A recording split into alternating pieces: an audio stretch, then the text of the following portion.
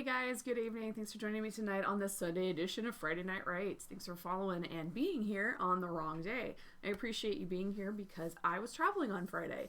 It was a combination of perfect timing because it was a 3-day weekend. I don't have to work tomorrow because it's President's Day here in the States. I had Valentine's Day on Friday, and my husband had some actual time off along with my schedule, which usually doesn't happen. So I had the perfect conjunction of things happen where we were able to take some time this weekend, and we went up to the family cabin. So I was really excited about that.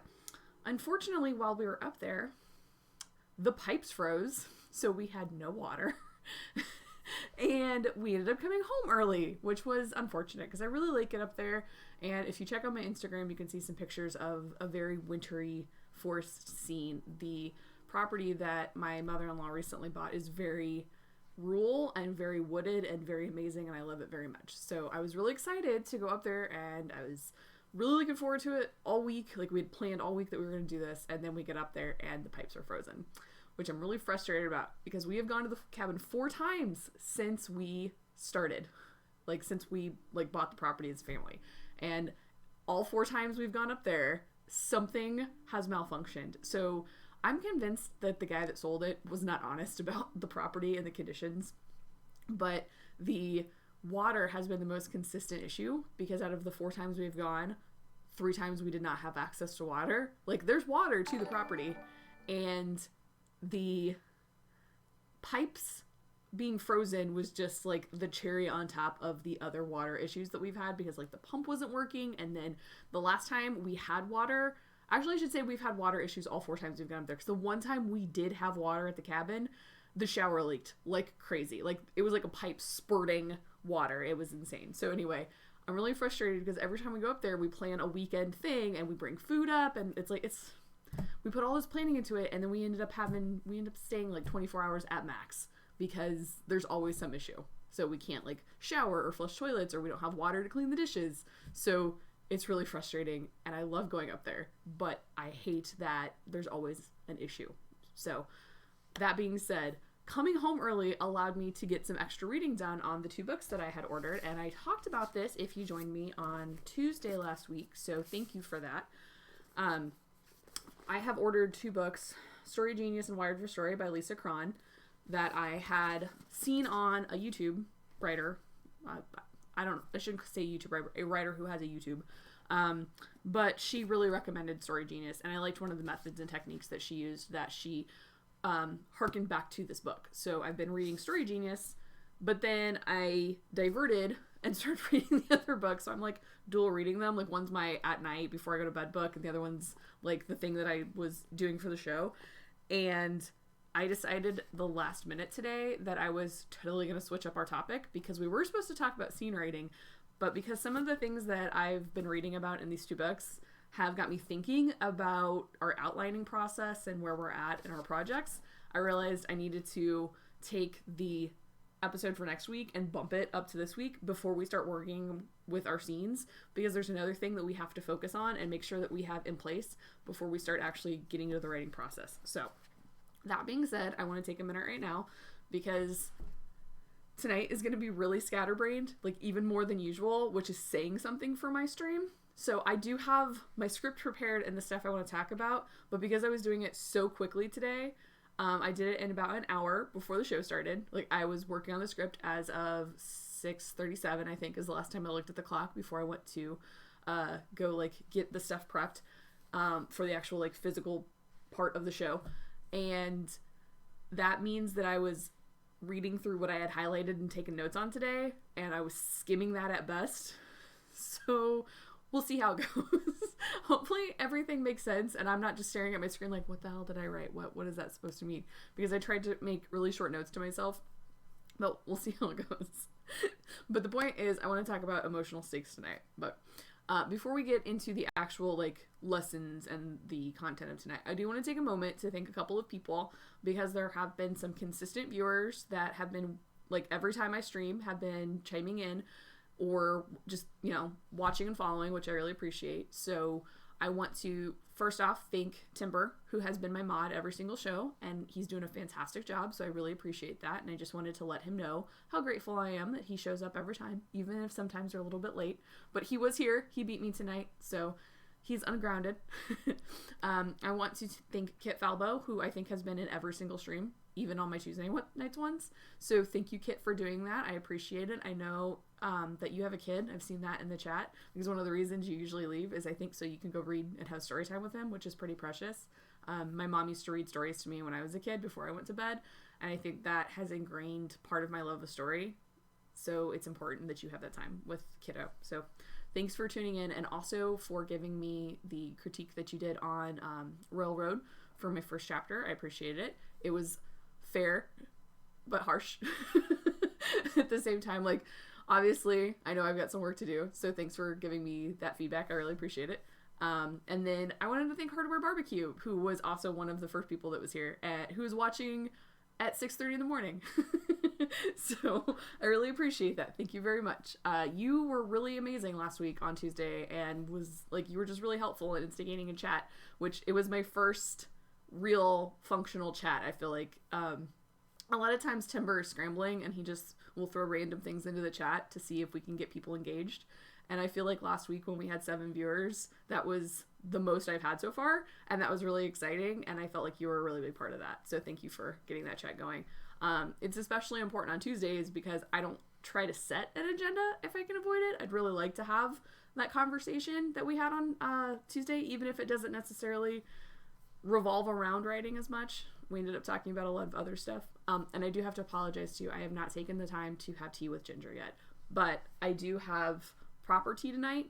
I don't have the sad brown water that I had on Tuesday night when I had to drink the decaffeinated tea. So the hunt continues. I will try to find a better decaffeinated tea because I was super disappointed in Twinnings. I even tried it again later to see if I could replicate the same results by steeping it longer, and I had some last night, and it was just not good. My husband tried it. He agreed with me. It just wasn't good. So the hunt continues. But because I don't have work tomorrow, I can drink caffeinated tea. Also, I had a nap today, so I probably won't go to sleep till after 1 anyway. So I've got good tea tonight.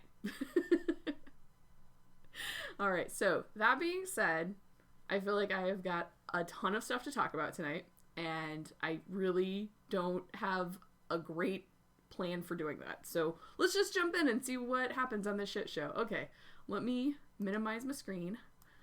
So I am going to, I just want to let you guys know too, when I have Friday night shows and I've got like the dual screen, I only have one monitor right now. I'm working on getting a second one.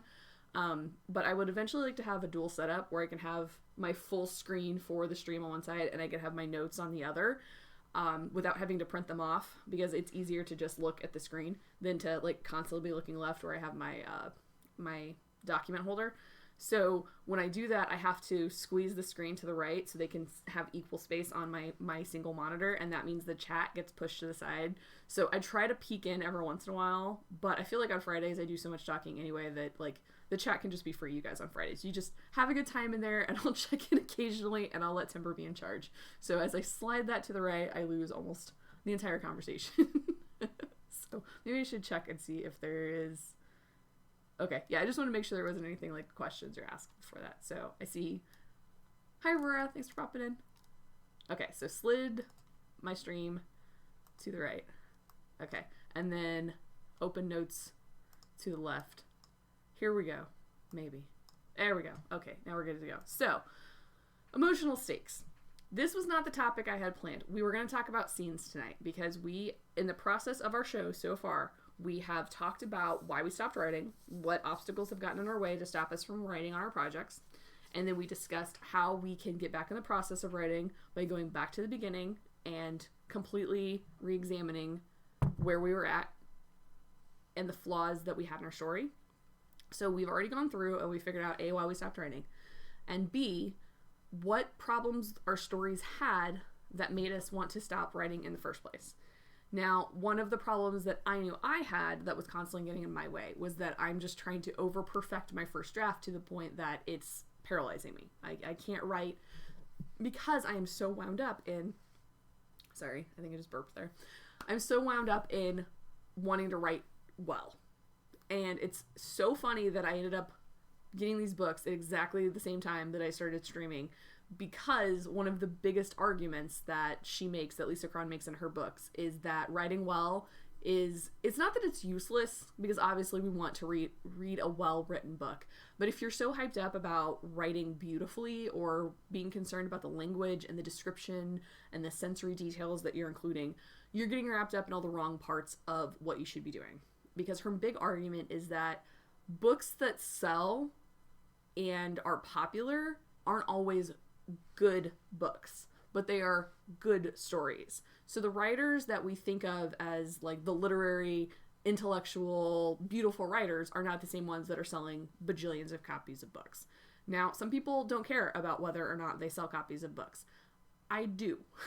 Mostly because if I put a book into the world, I'm going to be self-publishing it. And so if I am going to spend the money I am going to have to put out to get it, you know, professionally edited, whether that's developmental or the actual like mechanical part of the editing, that's going to cost somewhere between $500 and $1,000 depending on who I end up going with. And so I feel like if I'm going to publish something and put that kind of money out to get it done, I have to at least make up the amount of money I put into it. Otherwise it's a bust. Now, do I just want to get a story out in the world? More than anything, absolutely. But at the same time, I don't want to go into debt to make that dream happen and then it not have the reach to actually come into contact with anybody. Because the whole point of me writing my stories is that I feel like I have a message and I want to get it out. And if nobody reads it, then I spent all that money and time and energy for nothing. And that's really sad and I don't want to think about it. So, that being said, one of the things that I've been focusing on is not perfection, but thanks to these books I've been reading, is just writing a good story. And so what we're going to talk about tonight really reflects of what makes a story good. And it's not striking dialogue, it's not big words, it's not even the plot necessarily itself. So what we're going to talk about tonight, and we're going to push scenes to next week, because once we talk about the topic tonight, I think you'll understand a little bit more about what should go into a scene, because I'm actually going to address a little bit of that tonight. So we're going to talk about the stakes of the story. What is at risk? What does your character want? And what will it cost for them to get there? Now, I started reading Story Genius first, but then I ended up shifting over to Wired for Story. And there is a little bit of an overlap between these two things, because she's obviously going to emphasize the importance of the same things that she's trying to talk about in both of her books. This one specifically, I feel like, how do I want to talk about the difference between, because I do see a difference between them. I'm not as far into this book as this one right now, because I got a good chunk of this one read today before I took my nap, because I had a headache and I didn't want a headache during the show. So Story Genius and Wired for Story both talk about brain science, but I feel like this one talks more about, I should say, this one talks about the beginning of getting your story started, and then I feel like this one's going to be carrying the story throughout and carrying out the emotional stakes throughout. So that being said, what are stakes? Not the kind that you throw on a girl, not the kind you use to put up a tent. We're talking about what is at risk. The stake in the story that makes you care about the outcome. Now, most of the time when we talk about stakes, any article you read about raising the stakes, it's creating tension, it's what is the conflict, what is the outcome, plot-wise. So just to clarify, we are talking about two different kinds of stakes tonight. There are the external plot stakes, the outcome that by the time we hit the climax, what is the result of this character working towards and overcoming these obstacles, okay? Whether it's defeating a bad guy or winning a contest or like whatever, what is at stake here? Underneath the surface though, because the plot is surface level, underneath the surface is what is the character going through internally? What is at stake for them personally? What are they trying to overcome? Because Lisa Cron argues that the root of the story, no matter what exciting events you have happening in the plot, the story that the reader is truly engaging in is the change internally in the main character or characters. So what is it that the character has at the beginning of the story that should serve as an internal antagonist to prevent them from reaching the goal that they want? And is the goal that they truly want the same thing as what they need? So there are two, like, arcs going on here. There's the story arc, the plot arc, the external arc of the character decides they want X. They want to achieve something, they want to defeat something, they just want to get something, right? The external arc is impacted by the internal arc, because her argument is that every character should have something internally that is in direct opposition to how they are going to get that external goal. So there's something inside them, a fear, a perception, a misunderstanding, a personality trait that is going to be an obstacle for them getting what they want to get. And she refers to that as the fatal flaw, which that's a pretty common term that I've heard when talking about stories. That the fatal flaw is what could prevent them from reaching their goal because of something personal to them. It has nothing to do with their physical strength, their intelligence, or their ability to overcome the antagonist. It is something inside them that causes them to be afraid or to not understand something. Another author that I have been reading in conjunction with Lisa Cron is I printed off a bunch of things from KM Weiland's website because they were not in her book. I did end up buying her... Do I have that floating around or did I put it somewhere else? I have a book by KM Weiland about story structure. And I haven't really given it as much like of a read and as of a go through as I have these other two books yet.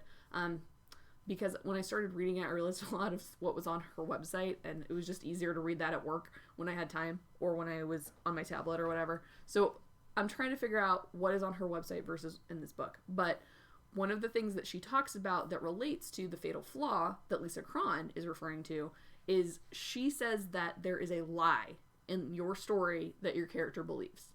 And their goal is to find the truth. And both authors talk about the change, how there has to be this internal arc of there has to be something where they start off here, and as the story progresses, they change personality-wise, or their belief structure, or something internal to them, outside of the external plot. In fact, their changing inside will impact how the plot takes place, because their internal issue, their flaw or their lie that they believe, is going to impact the way they think, they act, they react to the plot circumstances going around them. Can you guys hear my cats chasing each other right now down the hallway? It sounds like a thunderstorm every time they do it, because one of them is a very big boy. So if you watched a couple weeks ago, I don't remember which episode it was, but there was an episode where Rigby, my much bigger cat, hopped up and was chilling on my counter behind here. So he's a little wild tonight. That might happen again. Or he might hop up on my lap. That's been known to happen too. So back to steaks. I'm going to scroll through. Some of you guys might be a fan of the show Downton Abbey. When it was on, it's been a couple years since it's been on, but it was on PBS here in the States. I honestly don't know if that was just a PBS show or if it was a British show that PBS picked up because they should have done Masterpiece Theatre. And I know they do that with a lot of British shows through PBS. Doctor Who was on PBS for a really long time, even though it was on like BBC One or whatever in Britain. So Downton Abbey is a British show that takes place between 1912, so the first episode takes place when the Titanic sinks, to the 1920s. And they just had a movie come out this year that was supposed to like summarize and get or I shouldn't say summarize, but wrap everything up, basically. The show did a really good job of wrapping things up, but it was supposed to be like the epic wrap up, right? And the plot in that was that the Queen was coming to visit, which was a really big deal because the family in Downton Abbey is all upper class aristocratic British people. But there are really two houses within the Abbey. There's the people that live upstairs and the people that live downstairs, much just like the British show Upstairs, Downstairs. So it's all about the people who live upstairs who are rich, aristocratic, society people. And then there are the people that live downstairs who are their servants. And what I love about this show, and the reason I bring it up, is because I was watching the movie, and I was watching the movie well before I read the KM Weiland stuff, or before I read the Lisa Cron stuff. It made me realize the importance of emotional stakes, because honestly, the stuff that was happening in the movie, like the plot itself, was irrelevant. If you really analyze it, anybody, especially from the modern age and who doesn't understand the way the structure was in society in England during that time period, the things that are happening almost seem ridiculous that they're making a big deal about it. But it works because you're emotionally invested in the characters. Something so simple as who is going to cook dinner for the queen is something that literally has you on the edge of your seat. Actually, I take it back. It was the king. It was the king and queen, because it was in the 20s, so it would have been... Is that Edward? I'm trying to remember who Queen Elizabeth's father was. I should, as a history teacher, I should know this, but I don't know a lot about the British monarchy. But the king, it would have been the king at the time. Anyway, the royal family was visiting. But there's this whole fight that takes place over the servants that come in with the royal family and how they're just going to take over the house. And all the servants downstairs were so excited about serving the royal family, and now they're gone. Like, they don't get the opportunity to do that. They basically get kicked out of their own house. I had never cared so much about who was going to cook a dinner in my entire life, because I knew how important it was to these characters. But at the same time, I had invested in them emotionally through the course of the show. So really, the movie was, like, the work in the movie had already been done, because I already cared about these characters and I wanted to see them do something that meant something to them. But at the same time, at the end of the day, who cares? It's a dinner. Like, who gets to polish the silver? Who gets to serve wine to the king? Like, nobody in real life would care.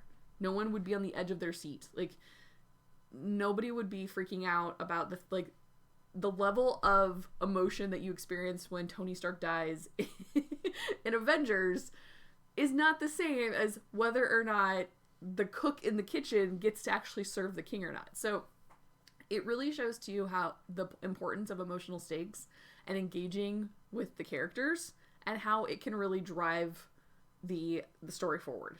So, that being said, what are emotional stakes and why are they different from the plot?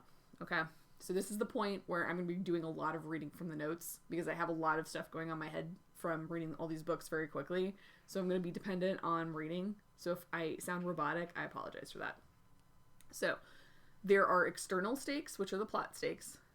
And then there are emotional stakes, which are all about feelings and internal need. And I know that I've discussed Maslow's hierarchy on here before. I don't think I've ever put a link into the show notes. I'll have to remember. I'm going to make a note to do that right now. So when I put this up later for show notes, I can have that available to you guys.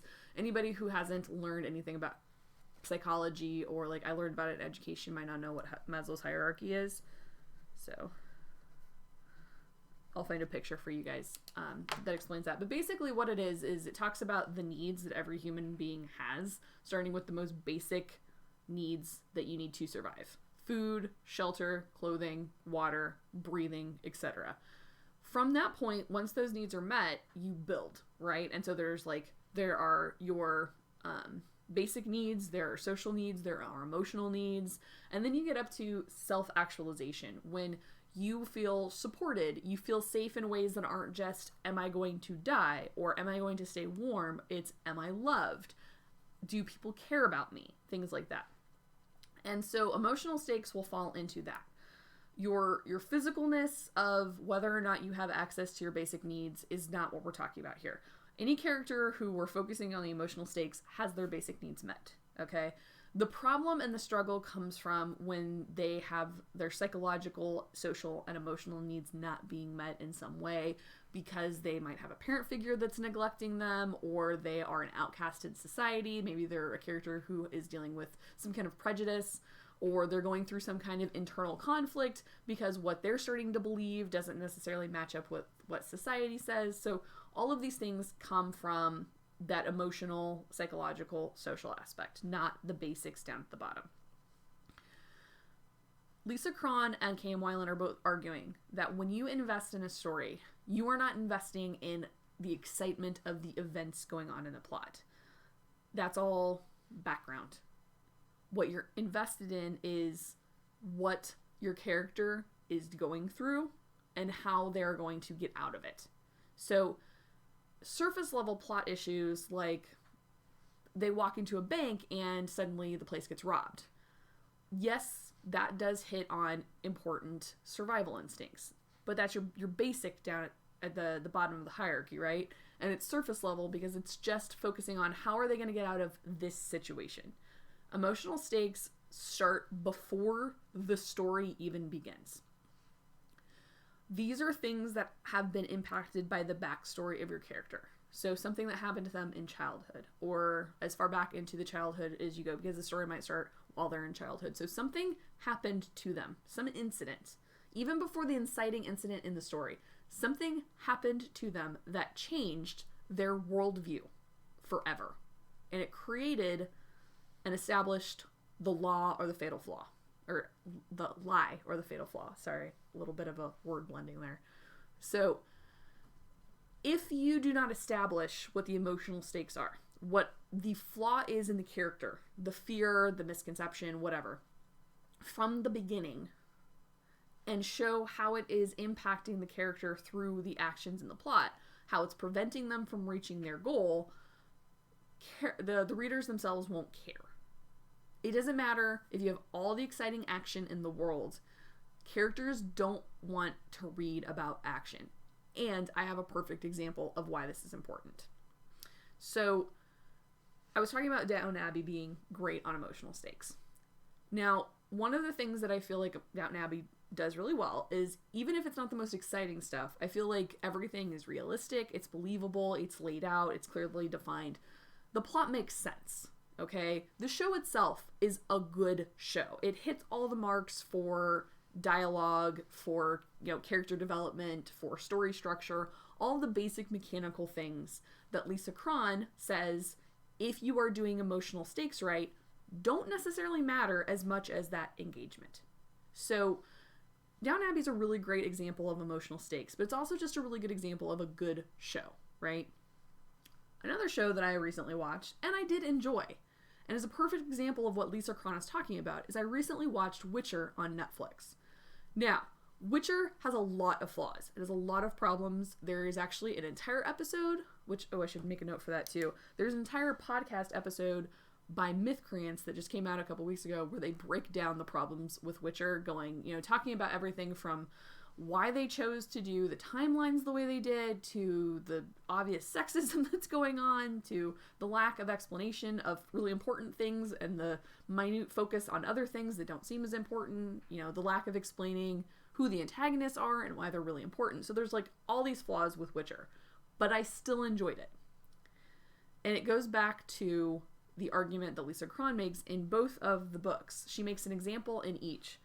In Wired for Story, she uses the example of the Da Vinci Code, and in Story Genius, she uses the example of 50 Shades of Grey. And how both of those books are written by authors that no one would really consider good writers. They're not fantastic writers. And if you've read those books and you enjoyed them, this is exactly why you did. Her argument is that despite the fact they are not wordsmiths in any way, or the dialogue wasn't exceptionally great, or the story structure itself was kind of lacking, was the emotional stakes were put in place, and you actually cared about what was going to happen. There wasn't the amount of predictability in the fact that if you tried to predict what was going to happen next, it was obvious, or if it was in a way that you predicted it because you wanted it to happen, and that kept you engaged. Witcher, I think, did the same thing for me, in that I was invested in the things I needed to be invested emotionally, because I cared about the characters, because of the way they established the relationships between them. And that made me ignore the obvious sexism. I could tolerate the timeline jumping. I could tolerate these other things because I was invested emotionally in a good story. I wanted to see the change that Geralt was going to make from the beginning to the end, when he eventually gets the goal that he did not choose but becomes the thing he wants to reach. I don't want to give spoilers because I don't know who's actually watched it yet. So this is important. And it's funny because this is a television show and I'm talking about books. And when I listened to the podcast and they were talking about all these flaws, I was like, oh my God, I didn't even notice those things. I was so invested in the characters themselves that I did not care about all these things that made the show bad. What's funny though is the show made me want to read the books. So before I finished the series, because I knew that the series was only going to cover the beginning story of the book and that I would have time to catch up on the rest of the series before the show obviously reaches its completion, which at the rate they're going, there's like 8 books in the series, which I didn't even realize. I knew that they had been video games before. I didn't realize they were books until I started researching the show itself. And so I bought all 8 books of The Witcher. I went on Amazon and I just bought them. So the short stories that come before the actual series itself, I bought all of it, right? You can see a couple of them behind me, right? Trying to get my pen right here. Those 4 red books that are still there. And I got the other 3 here because, no, I'm sorry. There's 4 behind me. I've got 4 here. So I have read 3 of them so far and I'm halfway through a 4th. Now it's confusing because there are 2 books that are a series of short stories.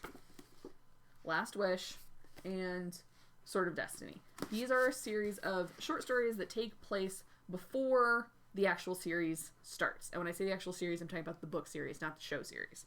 Because both of these books, the stories within these are addressed within the first series of, the first season of Witcher, okay?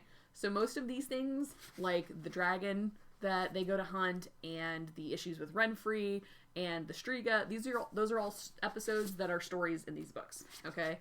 The 2 books following that, the first one, Blood of the Elves, and then Time of Contempt are the first 2 books in the actual series about Geralt and Ciri and Yennefer. I am frustrated as I'm reading these books, and I caught myself doing something that Lisa Cron said readers will do. Because as much as I really liked the show, and I liked the stuff they did in the show, I liked the time period, I liked the setting, I like all that jazz.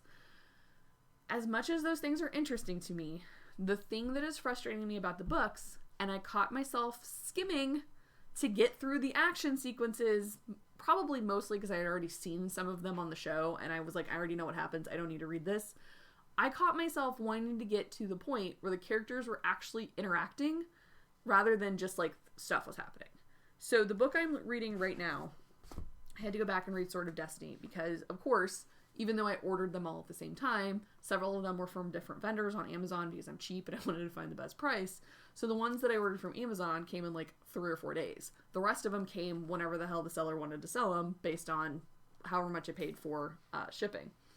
So I've already read the first 2 books of the series, but I have to go back now and read this because it arrived late.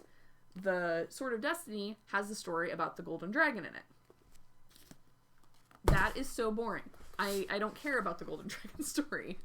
In fact, the only thing I wanted to find in that section of the story was I wanted to see whether the scene that they had that took place between Yennefer and Geralt in the show with the Golden Dragon actually happened in that short story. And it doesn't. There are interactions between them, but it doesn't have that really important scene in the that you see in the show. And I'm realizing the books lack the emotional depth that the show has. So even though they've completely messed up the show in so many ways, and there are people who are really frustrated about it. So people who've played the video games and people who have originally read the books are really frustrated because of the way that they're doing the show. Because honestly, let's just face it, they're trying to capitalize on all the fans from Game of Thrones. They're trying to make it Game of Thrones without having the budget for Game of Thrones. And so they're focusing on the stuff in the show that is kind of irrelevant. They are trying to overemphasize the battle scenes. They're trying to emphasize the political intrigues. I don't care about any of that. I dealt with that because I wanted to get to the scenes where the characters were interacting. I wanted to see the relationships between them because that's what I'm invested in. Because it's in the relationships you're going to see the change arc occur.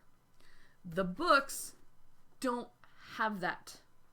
It's very frustrating because there are some scenes that are in the show that don't exist in the books, or they've condensed them from the books or the video games to make them happen very quickly so they can move on to get to other important things. So when you see scenes with Geralt and Yennefer, they might be, or Ciri, they might be a condensed version of what is in the books. And in fact, one of the things I was frustrated about with the show after I started reading some of the books is that I realized there were scenes between them that this show could have had that they didn't. So between the episode where they meet and the episode where they meet again, there's like years gap between that you actually do see some of those scenes in the book, and I'm just starting to get to them. But I had to skip a huge section of the book about the Golden Dragon because I was just getting to the point where they're just having conversations around fires and they're fighting with each other and nothing's really happening. And then they defeat a dragon. And I'm just like, wow, this was a waste of time. Nothing about this was enjoyable. But immediately following that, there's a scene where Geralt and Yennefer are just together. And even though I just got done reading a section about basically a dragon battle, I'm more interested in what's going on in a conversation in the bedroom. And we're not even like talking about like sexy, steamy stuff here. They're just like getting ready for bed. But because that was an actual engagement between them and it showed vulnerability with them, I cared about that more. I enjoyed that scene more, and it was like 3 pages long versus this entire short story about a battle to kill a dragon. So, Witcher is doing the show, is correctly capitalizing on what Lisa Cron is talking about, where you have to build emotional stakes. And because of that, I overlooked all the flaws in the show. But the books are also doing something that Lisa Cron says I will do even more, which is if I don't have emotional stakes to engage with, if I don't care about what's happening with the characters, if I'm not being given the opportunity to see their relationships unfold or them change over time, I am going to skim, which I did, and I am going to become hypercritical about every other aspect of the story. With the show, something was being satisfied inside. My need was being filled. But without that in the books, if I can't find the chapters that engagement's happening, I'm really overanalyzing everything. I'm breaking down the dialogue to see if it's realistic, or I'm getting bored and getting frustrated with the over descriptions of things that don't need to be that descriptive. And that's exactly what she says will happen. Lack of emotional engagement will send readers into logical overdrive where they pick apart every aspect of your book. And that's why stories like Da Vinci Code and 50 Shades, according to her, sold lots of copies, even though technically they're kind of bad books. They're written poorly. But they succeeded in 2 things. They told a story with emotional engagement where a character shows change. And they did that by showing the inner relationships of the characters. So that's why tonight, instead of moving on and talking about how we've built our outline, and then we talked about the obligatory scenes and how we're going to use those in the conventions of those genres to fill the gaps we had in our outline, before we start writing the scenes for these projects that we've abandoned, we have to go back and examine, have we established the emotional stakes? Because without them, we're going to end up with a heartless book that you skim and nobody wants that. So let's all look at what it takes to build the emotional stakes, okay? It all starts with good story. So what do I mean by a good story? Even if, how do I want to say this? Okay, so writers get slammed for a myriad of reasons when they write their books, right? Maybe there are flaws in the dialogue, or, you know, people have a really hard time, and I can't relate to it because I think I write decent dialogue. I mean, people who have read my stuff on Royal Road can agree or disagree with me, but one of the most common comments I get from people who I let read my stuff is that I write really realistic dialogue, in that it sounds like people. One of the things that will yank me out immediately of a story is when people don't talk like people.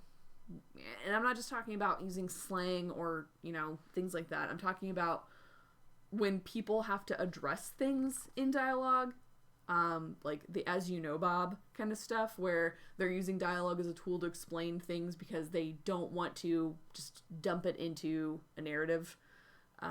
So using dialogue as an info dump, basically. I can sense unnatural dialogue very easily because it comes natural to me. So that is something that will yank me out of a story. But I have been able to overlook the issues of this book when the characters that I want to be together are talking to each other.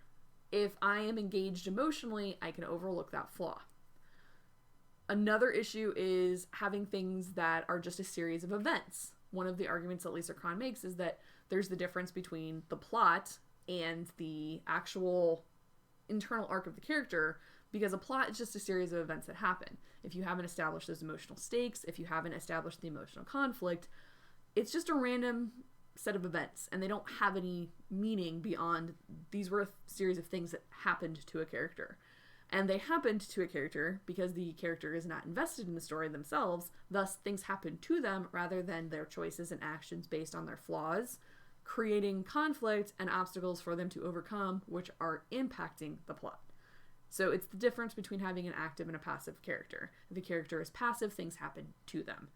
In stories without emotional engagement or emotional stakes, things are happening to them at random, or at least it seems random to them because we don't see the pattern or why the way they're responding to it has any meaning. So, hey, thanks for the follow, Septic Scope. Appreciate you hanging out with us tonight. So, of all these myriad of things that we can slam writers for, the mechanics of the story, if we have created 4 things, if we've established them from the beginning, we have at least attempted to write a good story. So if we are creating a sense of urgency that something important is coming and it's going to happen either like a ticking clock, a lot of people will put like a time frame on something like, oh, by the next blood moon, or you have, 20 minutes to defuse a bomb. Creating a sense of urgency encapsulates it to create tension. That's just a common device that most authors use, even if they're not focused on the emotional aspect of it. You hook a reader by wanting them to know what comes next, which is something that Dan Brown was really good at when he was writing the Da Vinci Code, that even though it was just it kind of seemed like a series of events, we were constantly trying to predict what was going to come next, which created momentum for us. And even if we were wrong or right, we would stick around to read the next thing because we wanted to know if we were wrong or right. And if we were right, we felt really proud of ourselves because, hey, we figured it out. We didn't care if it was predictable. We felt smart because we got it. Like, we were able to put the pieces together, right? Establishing an emotional connection with the main character because of their flaw. So creating empathy with that character. And then demonstrating a change in that character. Showing through their relationships and how they respond to the things that happen in the plot that there is a change going on from the beginning where we've established the flaw to eventually overcoming that flaw, and the overcoming of that flaw allows them to finally reach the climax and reach their external goal.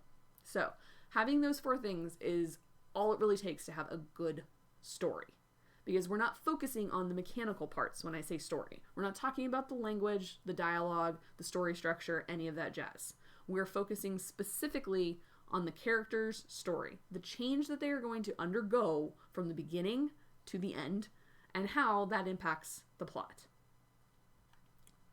So, how do I set up these emotional stakes? What are these mythical emotional stakes that you're talking about? Well, I'll tell you as soon as I get a drink of my tea, because I'm very thirsty right now.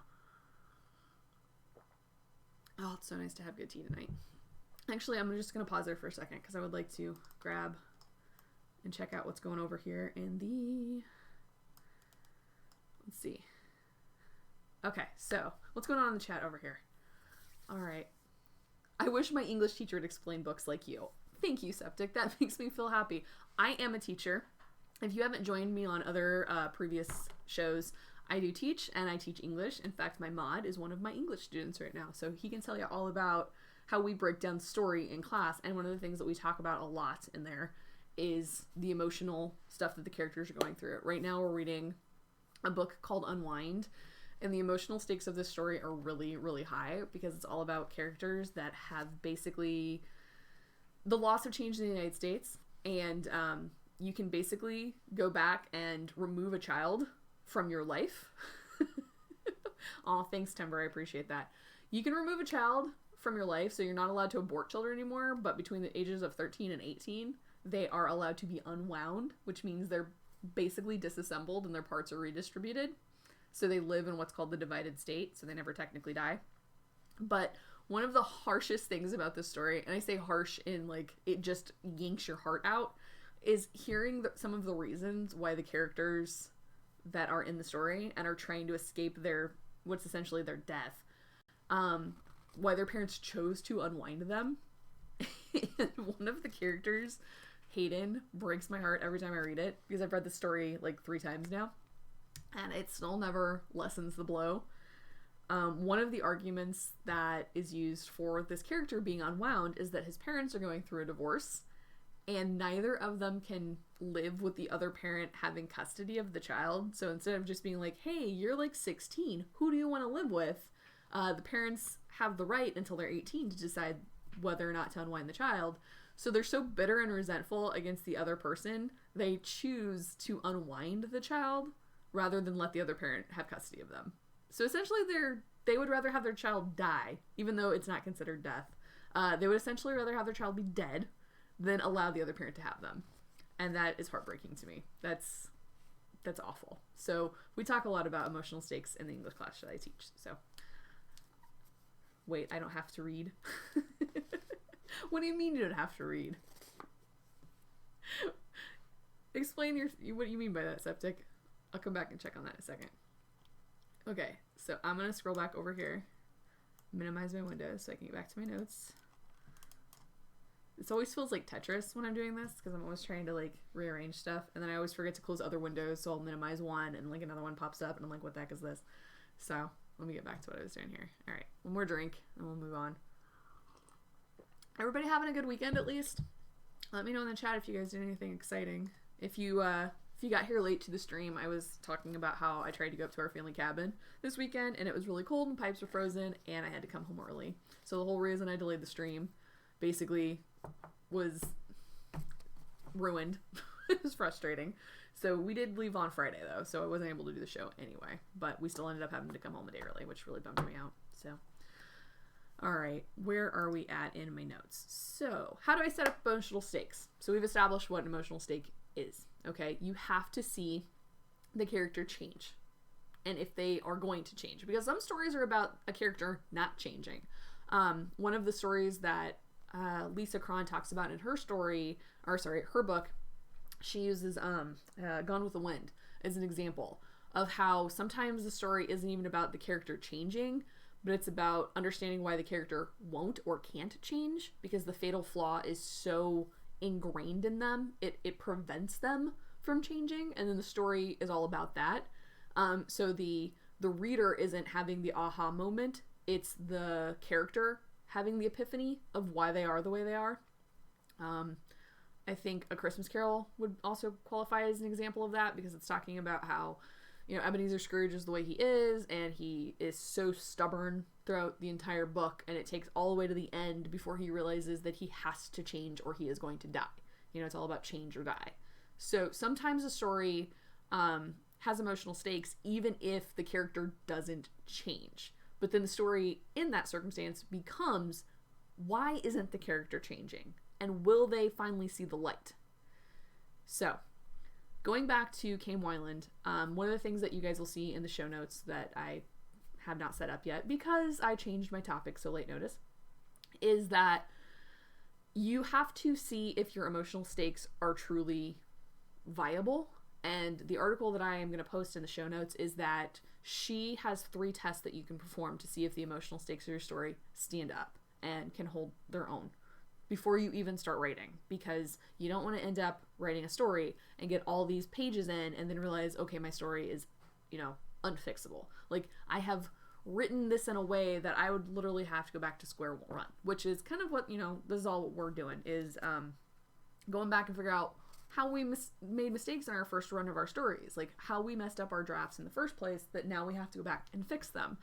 So I would argue that no draft is unfixable, but you might have to go back and change so much of a first draft to make it readable or to make it a good story that it's almost like you're starting all over again. I can't remember if it's KM Weiland or if it's Lisa Cron that refers to it, but they call it the first page rewrite, where you literally have to go back to page 1 and write everything over again. And you might pull elements from the original draft, but you're doing so much work that you might as well be rewriting a story or writing a whole other story to begin with, because that's essentially what we're going to end up with if you have to go back and do that much work. In fact, the Story Genius, the subtitle on this book is Story Genius, How to Use Brain Science to Go Beyond Outlining, in brackets, before you waste 3 years writing 327 pages that go nowhere. So, in the article by KM Weiland where it talks about testing your emotional stakes, she says there are 3 ways that you can test this, based on 3 elements that you have to have included in a story to establish and for the stakes to be carried through the story effectively. So, number 1, you have to establish relationship characters. That doesn't necessarily mean a romantic character. When I say the word relationship, I mean any interpersonal relationship that the main character has with another character in the book.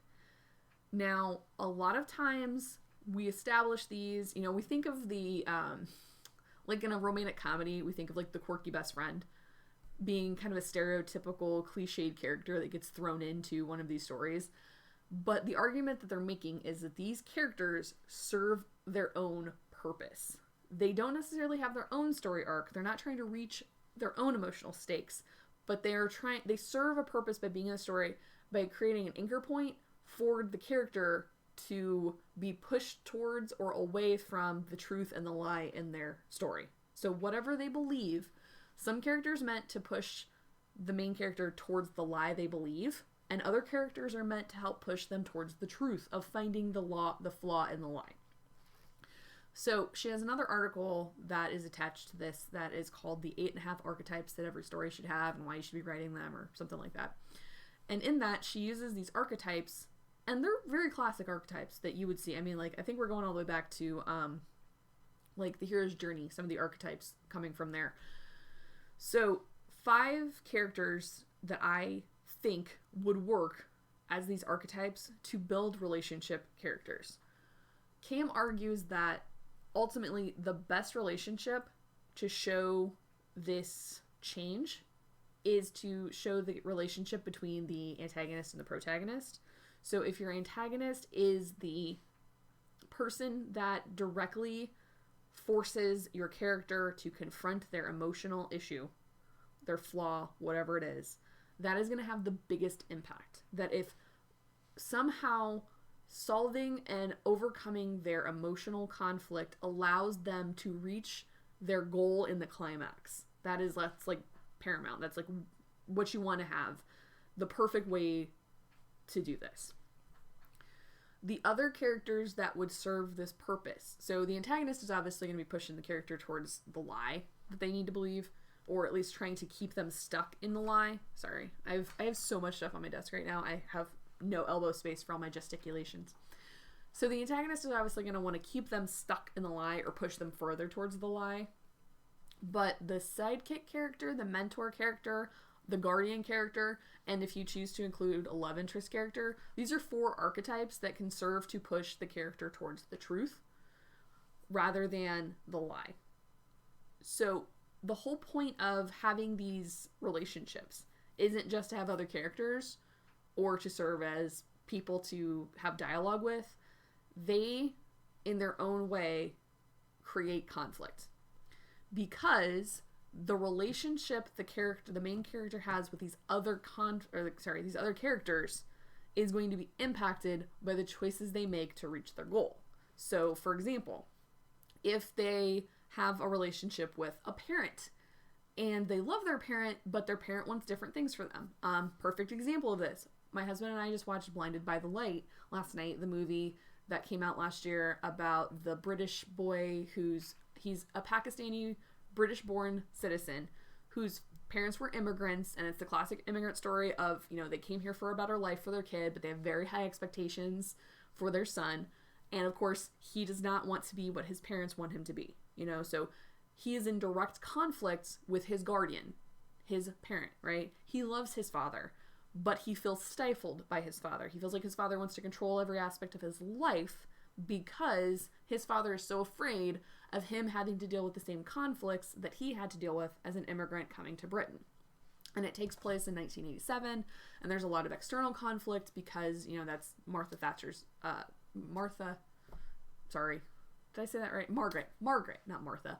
Margaret Thatcher's England at the time. She was the prime minister. She was very conservative. She was like best friends with Ronald Reagan, and if you know anything about Reagan, he was ultra conservative as well. There was a lot of fascism going on in England at the time, a lot of push to get rid of immigrants because there were very few jobs. If you are a person in America, this sounds very familiar because every time we have a recession or some kind of economic crisis or racism, well, not that racism isn't a problem in America anyway, but I mean the amount of racism thrown specifically towards migrant workers and immigrants coming into the country always heightens because we throw out these arbitrary things that they're stealing our jobs, which is just patently untrue because if migrant workers are coming here, they're usually taking jobs Americans deign themselves too good to have anyway, but that's a whole other argument. So his relationship with his father, the guardian figure, directly relates to him achieving his goal. He wants to be a writer. His father obviously does not want him to be a writer. His father wants him to have a good job because he doesn't think there's money in it, or he feels that, nobody's going to care about the voice of a Pakistani boy in Britain. Like, there's all these arguments that his father has that you should keep your head down, you should do what you got to do, you should work hard, and things will work out for you. Meanwhile, his father's dealing with the fact that clearly that's not true because in this economic crisis, he has been laid off. He has lost his job. So he's trying to protect his son. But their relationship almost completely falls apart because of this. So the guardian-child relationship shows the change of this character. Because in the beginning of the story, he's intimidated by his father. He does not want to disappoint his father. There are several scenes where he goes to his father for permission to do something or to share something that he has achieved, and his father either denies it, tells, he wants to go to a party, and his father said, Pakistani kids don't go to parties. You're not British, you're Pakistani. But he's born in Britain, so he's British. He's got a British accent. He enjoys British culture. So his father denies him things. Or when he tries to share his achievements and his successes with him, his father downplays them and invalidates them. So through the course of this relationship, we see the change, because by the end of the movie, he's confronting his father. He's ready to leave. He yells at his father. He turns into what his father deems as a bad son. We see this happen, the emotional change, through this relationship.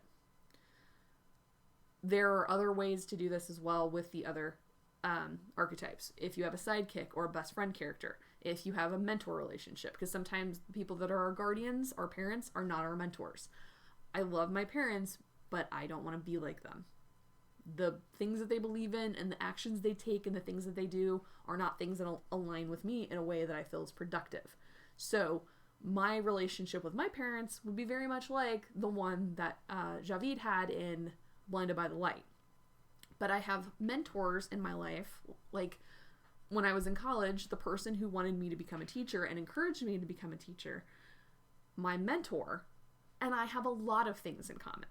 So I don't care about disappointing my parents because I know that no matter what I do, because I didn't do what the plan that they had set out for me, I'm never going to achieve that. Even though they might not say I'm a disappointment, they wanted things that were different for me than what I actually achieved. But my mentor, I do care about disappointing, because if the things that I want, the dreams that I have, are aligned with the things that they want for me, then that is where the relationship is. That is where the conflict rises of, I might be in direct conflict with my parents, and that shows that I might have started being very intimidated and scared of disappointing my parents, and then the change arc is realizing that it doesn't matter what I do, because I want different things from my parents, I'm going to disappoint them. It is impossible not to do that. The change that I have to come is that I am okay with that. I am okay with not being perfect in my parents' eyes. But when it comes to my mentor, because we have a different relationship, if I do something that disappoints them, that matters to me. That is where the struggle and the conflict comes in. Hold on, I just heard my phone go off, and I was talking to somebody beforehand, and I need to silence that because I always forget to silence my phone, because I hate silencing my phone, because one of the things that's a problem for me is I forget to turn it back on. And then I lose my phone, and then I can't find it, because if I call it, I can't hear it vibrate, or I can't hear it ring. So even though the mentor and the guardian character share a very similar place, a role in the character's life, the outcomes of those relationships have a direct impact on the story. So disappointing one character doesn't have the same weight as disappointing another. And in fact, the goal might be to disappoint one versus the fear of disappointing the other. Like I said, these relationships, they obviously don't always have to be a love interest. It's very easy. Everybody writes a love interest in. Most stories have one, unless you're Elsa from Frozen. So it doesn't necessarily have to be a love interest. That is a good way to show change, because in a lot of stories, that is, one of the easy ways is to show that being connected with another human being and the love you have for them, you know, makes you take more risks. It opens you up to situations you wouldn't normally put yourself. Like, maybe you are not a person who likes to go out to parties or a social, but because the person you love and care about wants to attend an event, you'll, even though you're uncomfortable, you'll go out and do that. I mean, that shows emotional change. So antagonist, sidekick, mentor, love interest, guardian are 5 archetypes that you can use as characters to show the way this emotional arc is going to happen. So it's all about the interplay with these relationships, okay? Once you've established these characters and these relationships, now what you have to do is show how the relationships are tied to the success or failure of this antagonist. Let me get a drink here. So, in Blinded by the Light, the relationship that he had with his father, that Javi had with his father, showed that if he pleased his father and he maintained this relationship, he would not achieve his goal.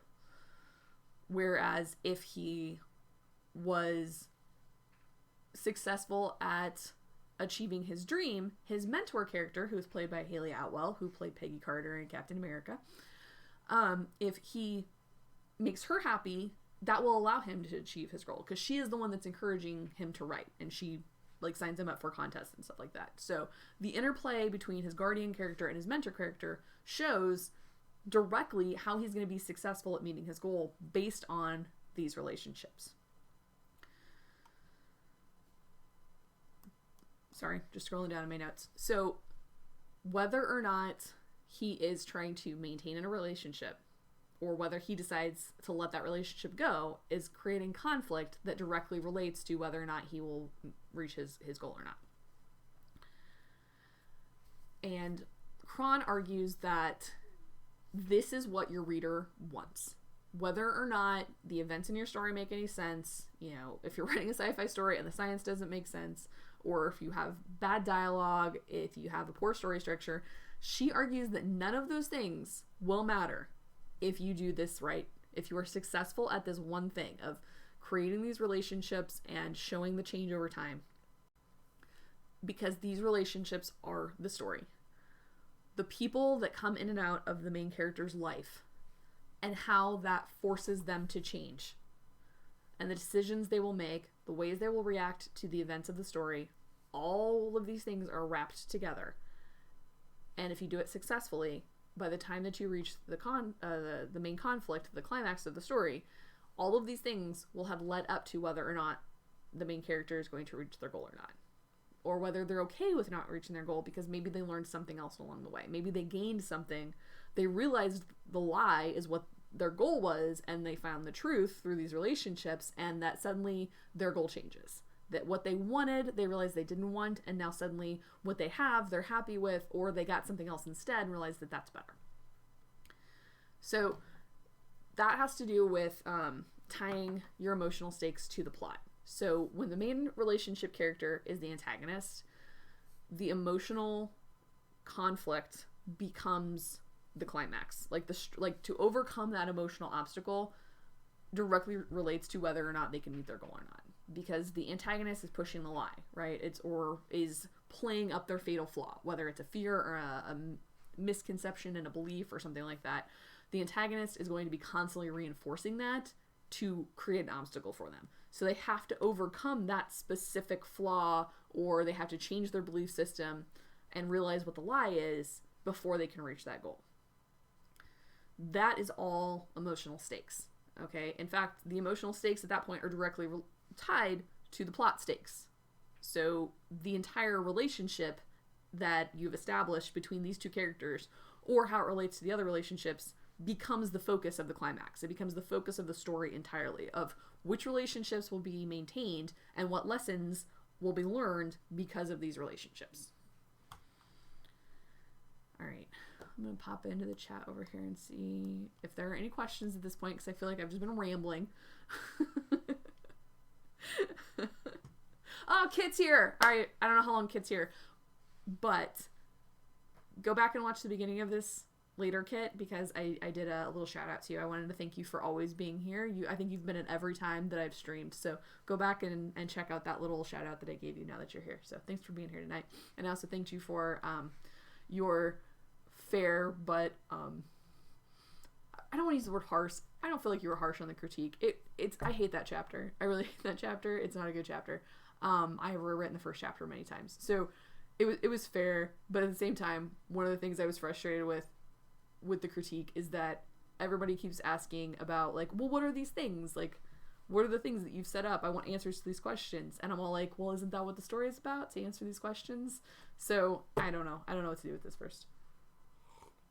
I don't know what to do with that first chapter. But anyway, I'm totally tangenting here at this point. So, all right. I don't understand how people become emotionally connected to a book while reading it. You don't understand that? I don't know how you can't emotionally connect with it, because here's the thing. I either emotionally connect with a character and I read a book, or I don't. Because if I don't emotionally connect, I don't read it. And that's the argument that Cron makes, is that if you don't emotionally connect, there's no investment. There's no reason for you to continue reading, and you're going to stop. So you're either going to do what I'm doing with this book right now, and you're going to skim through the parts that you feel are irrelevant until you get to a part where there's some kind of emotional connection for you, or you're just going to stop reading altogether, because maybe the story completely lacks emotional connection at all. And at the heart of it, one of the arguments that she makes in the book too is that we use stories as a proving ground. In fact, part of the brain science element of the story she's talking about is that this is like us experiencing things in safety. So like I said, it's a proving ground for us to experience what some of these emotions are like without actually having to feel them for ourselves. And she talks about mirror neurons and all of these different things that allow us to feel, and how when we're reading a story, if you were to scan our brains, like if we were in an MRI, and we were reading a story, even a short story, and we were engaged with the characters emotionally, meaning we have invested in the outcome of whether or not they're going to reach their goal or not. The areas of our brains that are triggered when we're problem solving or we're dealing with emotional things are the same areas that are triggered when we're reading. So anybody who says that they can't do that, that's shocking to me, because I wouldn't know what it would be like to not have that. In fact, stories in general, whether it's a movie, a video game, a TV show, a book, a comic book, D&D, whatever, story is where it's at for me. And I like the emotional engagement is 100% of why I read. That is the escapism for me. So, Septic, it makes me sad that you don't understand how to do that. And I wish I knew how to teach you how to do that. So maybe it's just you're still learning about empathy for other people, because sometimes people, it's just harder for them to be empathetic, and they just, the wiring in their brain is just not the same. And they just don't emotionally connect with people in real life, so it would be harder for them to emotionally connect even in a story. So I hope that that's not the case forever for you. Because otherwise I just don't understand why I bother to read stories. So. Oh my gosh. Subject, you've never read a story and felt like ever? So, okay, here's my question. I apologize, I'm totally calling you out right now, but I'm just fascinated by this right now, so this has totally derailed me from what I was wanting to talk about, because the psychological aspect of this is really compelling for me. What is your favorite book then, if you have one, Septic, and why is it your favorite book? Because I know that my favorite books are the ones where you don't have a favorite book. That really makes me sad. But I assume you're here because you're writing? Like, are you a writer? Because my favorite books are the ones that, like, I'm just in love with the character. Because the character is, I see something in the character that I see in myself. Or because their story was, like, the arc that they went on was something that I could relate to. And so, that's just... You know what? Everybody talks about that. Hardware, everybody talks about The Alchemist.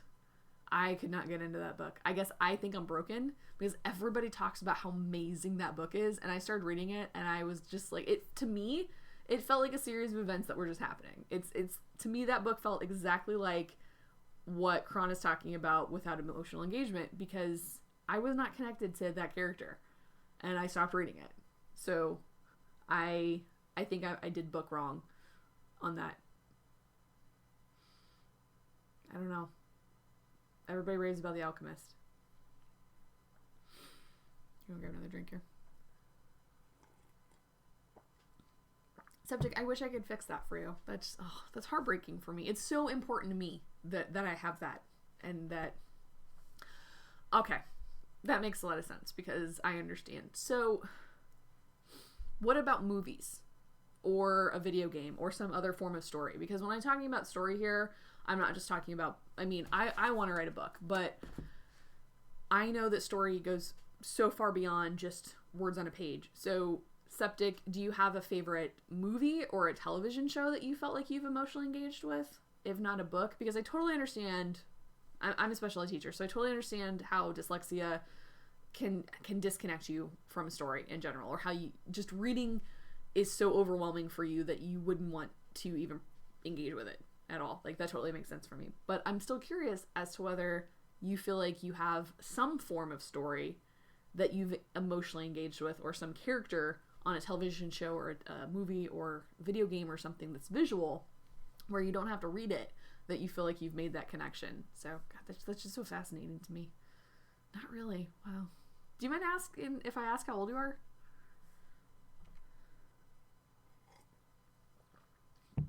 Maybe you just haven't found the right one yet. Because one of the reasons we're reading the Unwind book right now in my English class is because I've read it in the past, and I like the story because I feel like it relates to the types of kids that I teach. But the reason I chose that story is because the 3 kids I had in my class at the time, because I was teaching a direct instruction class, so it was a much smaller class.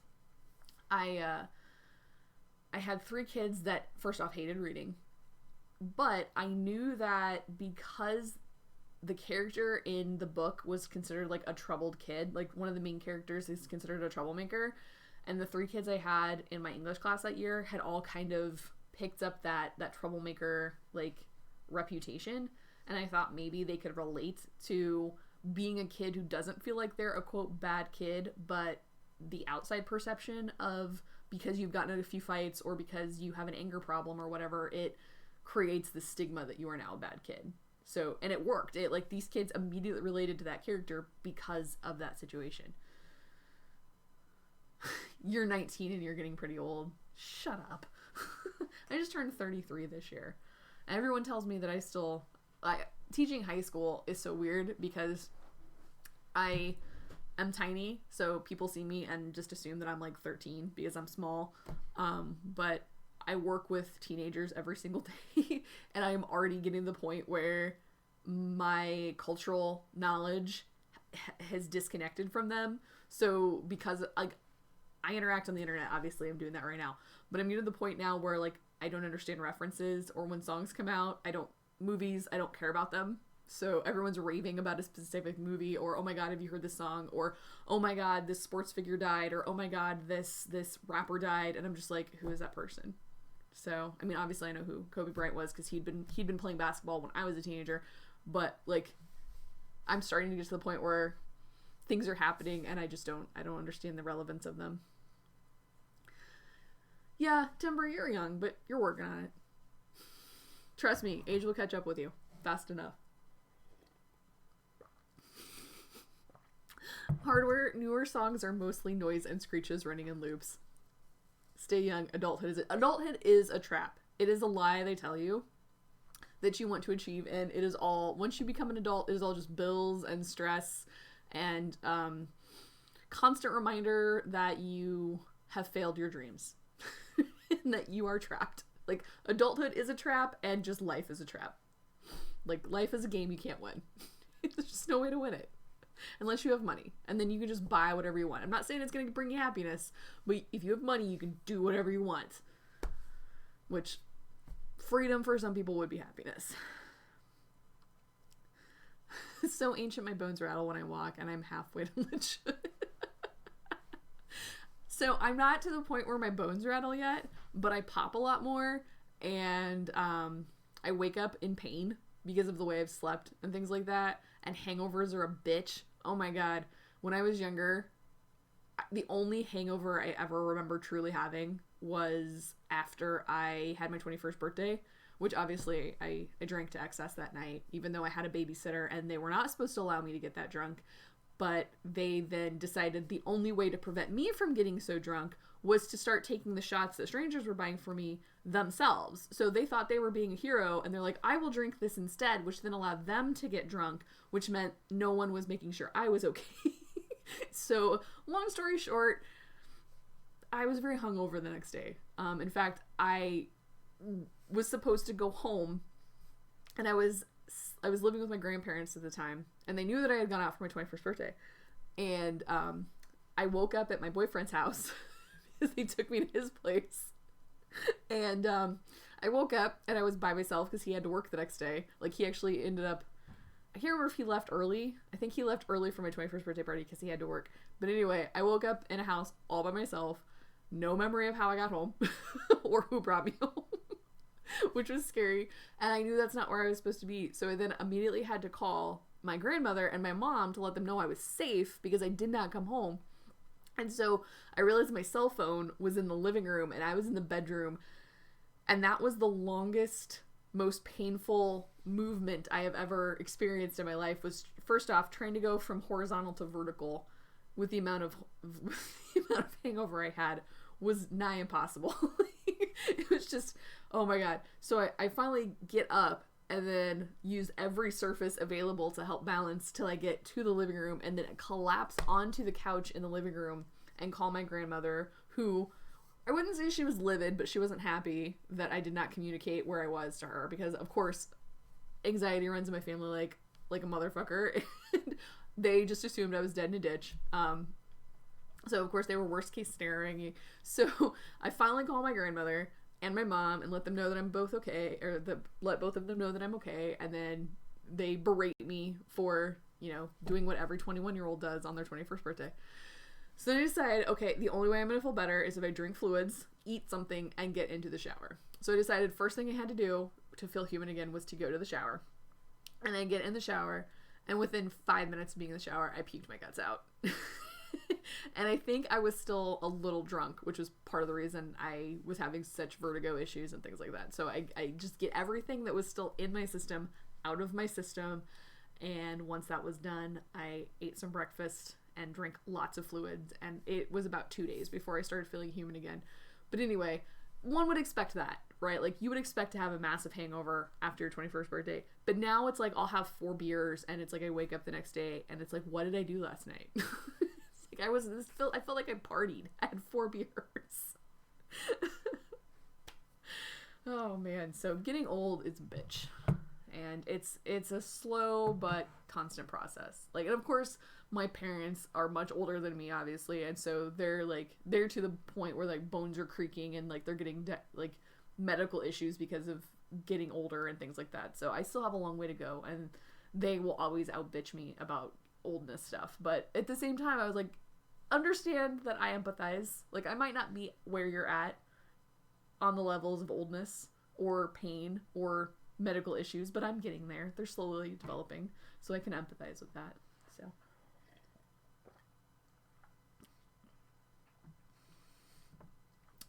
okay, so septic, I see that. Okay, I always put my distaste for reading down to my dyslexia, but are you saying my emotional connection to things may hinder it as well? First off, I'm just a lady on the internet talking out of my ass, so don't take anything I say as personal or proof of anything. Please don't think I'm out here giving advice that is like that, okay? I know that being a special ed teacher, that dyslexia does make you disconnect from wanting to read, just because it is such a frustrating and embarrassing thing. Like, I have kids who I know are dyslexic and will refuse to read because they simply don't want to look like failures. They don't want, first off, they don't want people to know they can't read, because it's embarrassing being, a 16-year-old and not being able to read.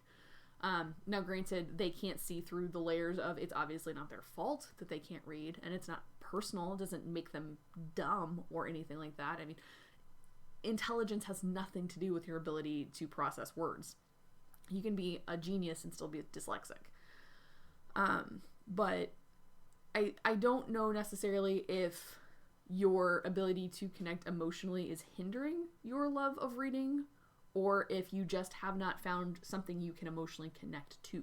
So it's hard to say whether you will never connect emotionally just simply because you don't have the wiring in your brain to do that. Some people just aren't emotional creatures. I feel the other emotions of people. Like, I am an emotional sponge. I come home at the end of the day after teaching all day and just don't want to be around other humans because I have to disconnect from emotions. Like, but I'm an NFJ. I'm an empath. Like, emotions come in and out of me so much, sometimes I can't tell if the emotion I'm feeling is yours or mine. So we're just different creatures. Our brains are made differently. My mom is, I think, an INTJ, not an emotional creature at all. Like, everything, the only emotions she feels are when she takes things personally. She has a really hard time empathizing with other people. So I'm not necessarily saying you're broken or that anything like that. It's simply that you might be more logical and more rational than emotional, and there's nothing wrong with that. We need people to do that too. The argument that Lisa Cron makes in her book, though, is that if you focus solely on reason and logic, it makes things more neutral. Let me see if I can find that part in the story, because one of the things she does is she talks about why humans have emotions and the scientific evolution behind that, which I thought was really interesting. Let me see if I can find that. I hadn't planned on talking about it, but since we're kind of bringing it up. So the example that she uses in this book is that there was a person who I think had a brain injury or had a tumor or something, and they had to do some kind of surgery on the brain. And yep, here it is. Okay, so the person, a guy named Elliot had lost a small section of his prefrontal cortices during surgery for a benign brain tumor. Before his illness, Elliot held a high-level corporate job and had a happy, thriving family. By the time he saw the scientist researcher, Elliot was in the process of losing everything. He still tested in the 97th percentile of IQ, which means that when it came to IQ range, like intellectual quotient, which you can get on an argument about the validity of that anyway, because there's also EQ, which is your emotional intelligence, that out of the entire population of people, he ranked 97% above other people. So, like, the other 97% of people in the world had an IQ lower than his. Okay, so he's obviously a really smart guy. Had a high-functioning memory and had no trouble enumerating every possible solution to a problem. Trouble was he couldn't make a decision. From what color pen to use to whether or not it was more important to do the work his boss expected of him or to spend the day alphabetizing all the folders in his office. Why? Because it was discovered the damage to his brain left him unable to experience emotion. As a result, he was utterly detached and approached life as if everything was neutral. But wait, shouldn't that be a good thing? Now the emotion couldn't butt in and cloud Elliot's judgment. He'd be free to make rational decisions, right? I think you know where this is going. Without emotion, each option carried the exact same weight. Everything was 6 of one, half a dozen of the other. Turns out, as cognitive scientists notes, emotions are mechanisms that set the brain's highest level goals, along with apparently every other goal down to what we have for breakfast. Without emotions, Elliot had no way to gauge what was important and what wasn't, what mattered and what didn't. It was exactly the same when it comes to story. If the reader can't feel what matters and what doesn't, then nothing matters, including finishing the story. So the argument that they make from the research that she's discussing here in the book is that the reason human beings, well, maybe it's not the reason we have emotions, but emotions are important because they help us gauge importance in itself. So in a story, that would help us to gauge what stakes are the most important. You know, maybe there are sub goals that if a character doesn't reach those lower goals, we don't deem them as important because there's the emotional attachment that character has to them isn't as high. That the cost or sacrifice for reaching those little goals isn't as much as it would be to reach the main conflict. But at the same time, in real life, the argument that they're making was it was impossible for a person to even make a simple decision as to what color pen they wanted to write with because everything seemed equal. Everything was the same because they had no emotional attachment to anything.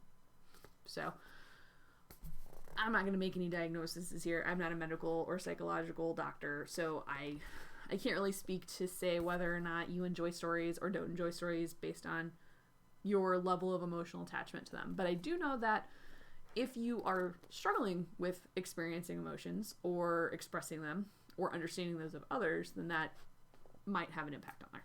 So that being said, sorry, just going to read the chat for a second.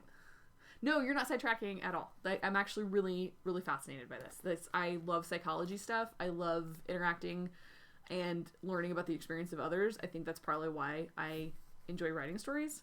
So don't feel like you're sidetracking me at all. In fact, this actually goes really well into what we're talking about, because if you are experiencing a struggle with attachment at all, well then yeah, no story is going to be relevant to you. And it actually kind of makes me think more about some of the kids I have at school who are students who don't enjoy reading.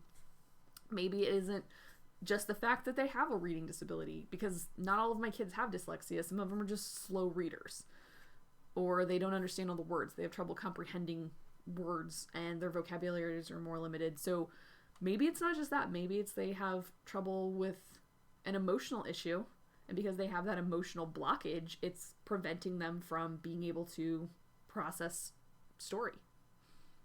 So I think it's fascinating. I don't feel like you're sidetracking me at all. In fact, it's very helpful, because any conversation that we can have going on here, I'd prefer that. I'd prefer the engagement, because that's why we're here, right? I'm streaming to interact with people rather than just make a YouTube video and throw it up and wait for people to watch it. So don't feel like you guys, any of you guys that come in here, don't ever feel like you have to apologize for sidetracking or like you're hijacking my stream or anything, especially if it directly deals with what we're talking about. So this is great. This is exactly what I want. In fact, this is all it was on Tuesday. Hardware Barbecue can tell you this was basically all we did on Tuesday, which was nice, because I didn't really want to talk about a topic. I just wanted to talk. You know, I just wanted to interact with people. So it's cool that we have this. Makes me happy. It's what I want. So, all right, I'm going to put this back aside and grab a drink. In fact, I think it's time for more tea. This one's actually warm. It had gotten cold. Be a nice little warm up. And you know what? I'm going to jinx myself by saying this, but I haven't even hit my cup once tonight. I've been smart enough to keep it well out of reach. So none of my gesticulations can accidentally make me knock it over. Because Timber was making fun of me about how I always almost knock over my cup every time I stream.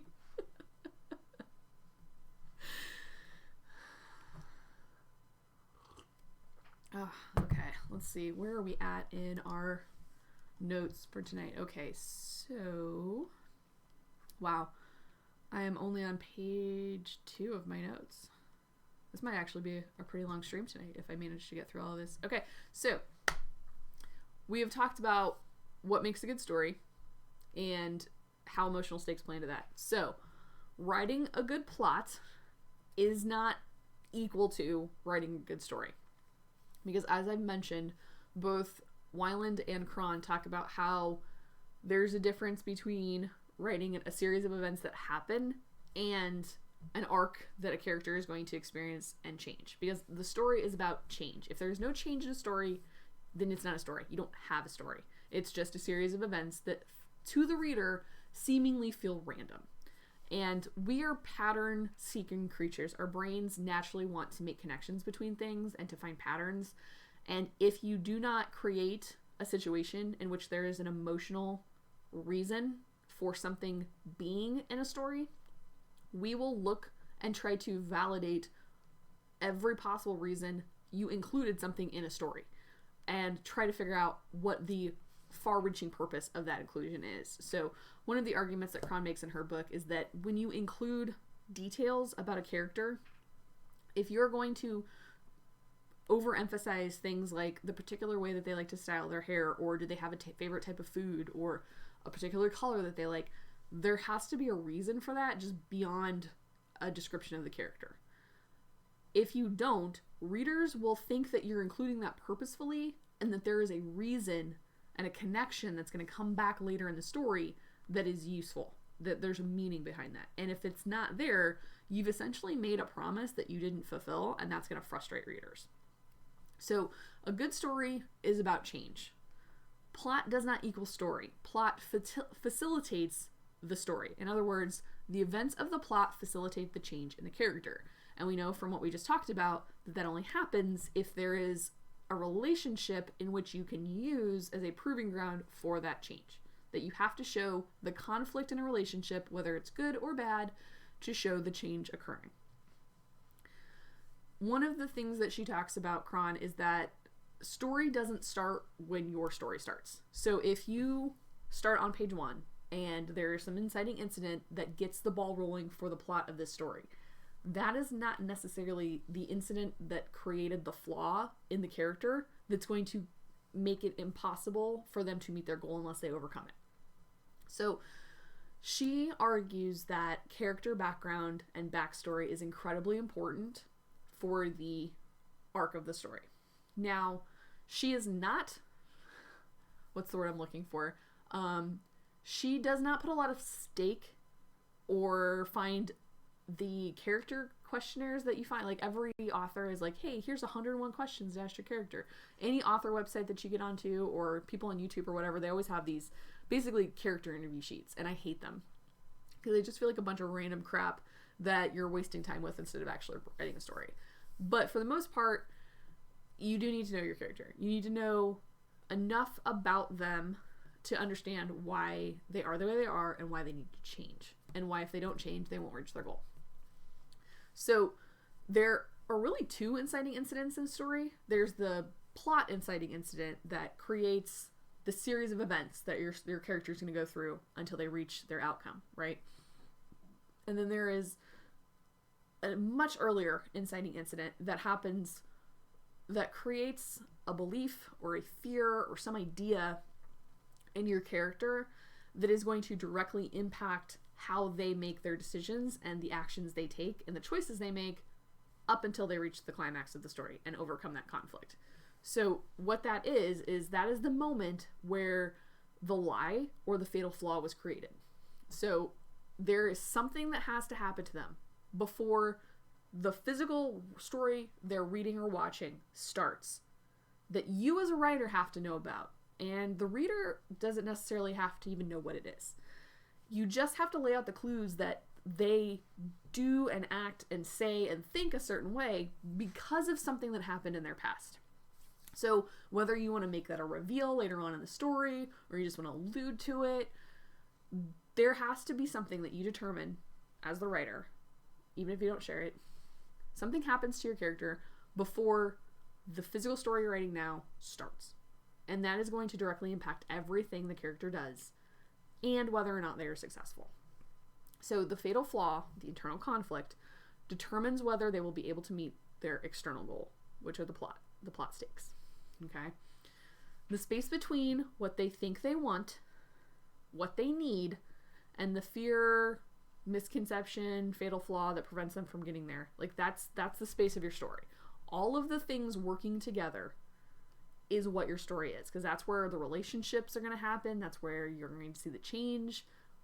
All of that space in between, that's where your story happens.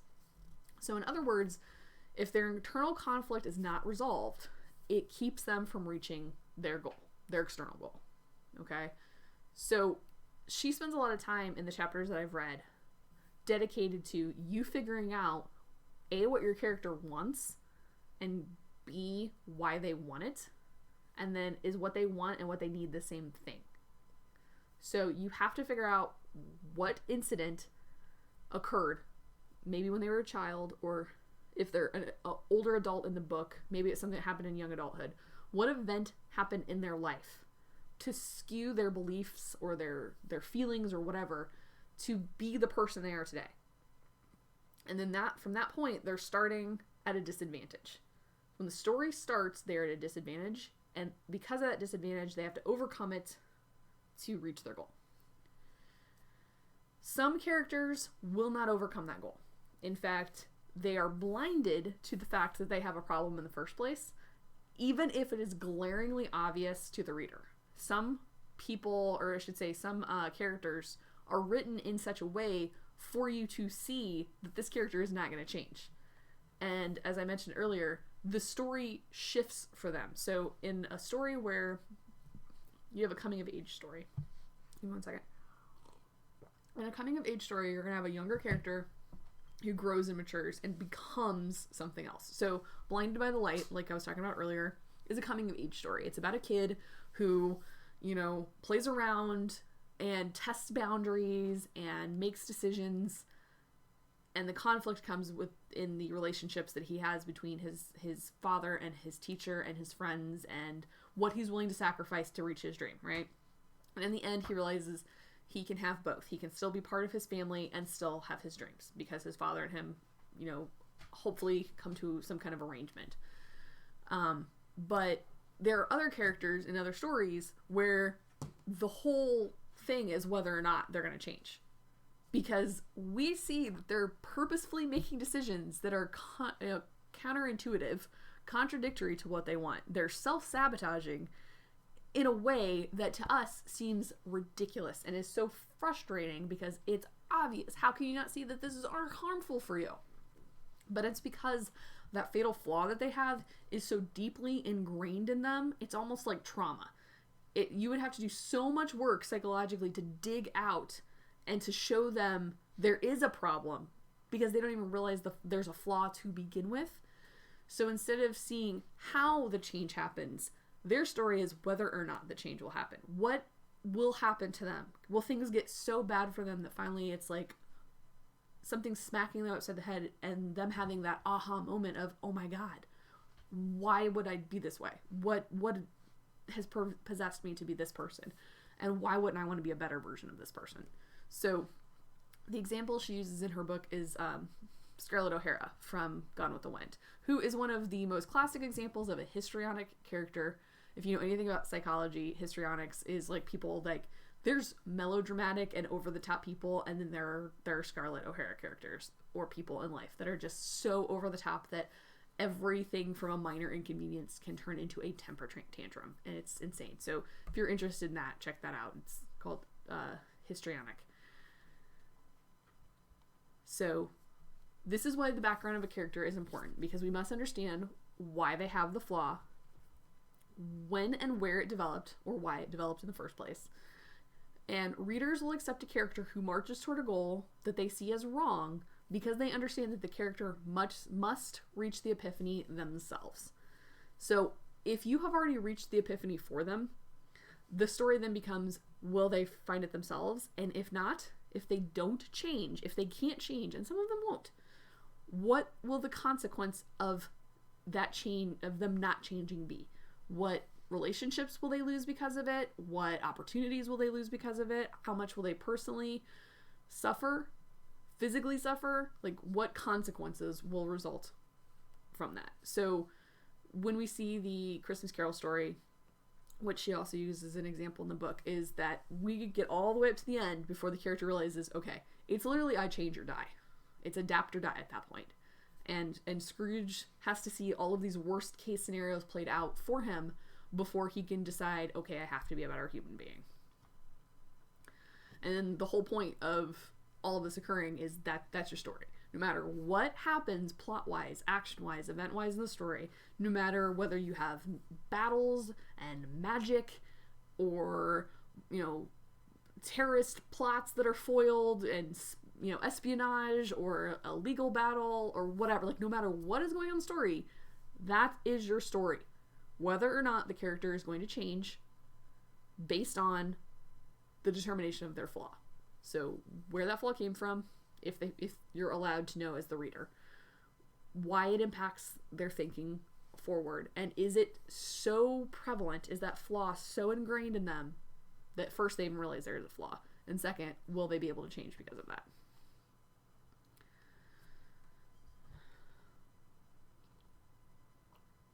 And that's why it's important to establish the emotional stakes from the very beginning, because without knowing what's at stake emotionally for that character, what sacrifice they're going to have to make, there's no way to measure the amount of change that the character actually experienced.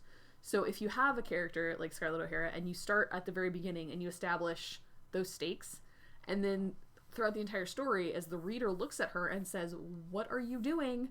This is ridiculous," they know there's no momentum, and that allows them to gauge whether or not the character is changing. Because without some way to measure the amount of change that's occurred, and you can do that through the actions of the relationships that they have with the other characters. So we see that in Blinded by the Light from the beginning, where Javid is, even just in his body language, there's a scene where they're sitting at a dining room table, and his best friend Matt, who lives like a couple houses down, was like, "Hey man, you're gonna come to my party tonight, right?" And then the scene clips, and it's him sitting at the dining room table, and out the window he can see the lights, like the little like flashing lights, and the music, you can hear it, and there's like people coming in out of the house, and he's sitting slumped at the table, and you know his dad's not gonna let him come. Even before words are spoken, you can already tell that scene what the outcome is gonna be. And he basically is cajoled by his father. His father berates him for wanting to go to a party, and he goes up to his room and he sulks basically. But that was the inciting incident for him to start listening to the Bruce Springsteen tapes, because he's so angry. He goes upstairs to write, and then he can't really write, and then he pulls out the tape that he had, and his buddy at school who he just met, who gave him the Bruce Springsteen tapes, that's like what instigates him to listen to the tape for the first time.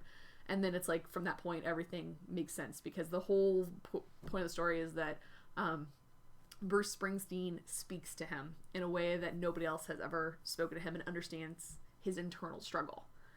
So we see that at the beginning, he's, like I said, he's very cajoled by his father, so he's meek and he's intimidated, and then by the end, when he's in a fight with his father over what he wants versus what his father has, that's how we see that arc. But if the character doesn't change, like we could measure that change, we can see just from the emotions of that character, from being meek and intimidated to angry, we know there's a change that has occurred. We're able to measure that. But without those stakes being established at the very beginning, we would never have known whether or not this is something that's out of character for him, that there has been a change at all that has occurred, which is what we see with characters that don't change. And then the story to us becomes whether or not they're going to change. And if they don't change, what is the consequence of them not changing? So we get invested in a different way. We don't really care if they meet their goal or not. We want to see how badly, it's almost schadenfreude at that point. We want to see what's going to happen to this character, because they have constantly made the wrong choices over and over and over again, despite the fact that we think it's obvious. They don't, because their flaw is so ingrained in them.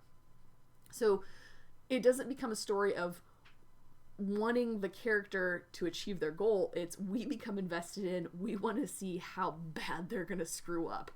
Because I think in a way, going back to what she was saying, is we use this as a proving ground to experience emotions and to see things that we're not going to see in the real life. We all have that one person in life that we hate so much, and we just want horrible things to happen to them because of the person they are and how they do things without thinking about others. There's that one person in life that we wouldn't go out of our way to actually hurt, but we want terrible things to happen to them. And that is how we would get that. We vicariously get to experience what it would be like to see someone we despise get what's coming to them. Let me get another drink here. Oh, what's going on over here in chat? How are we doing over here, guys? Oh.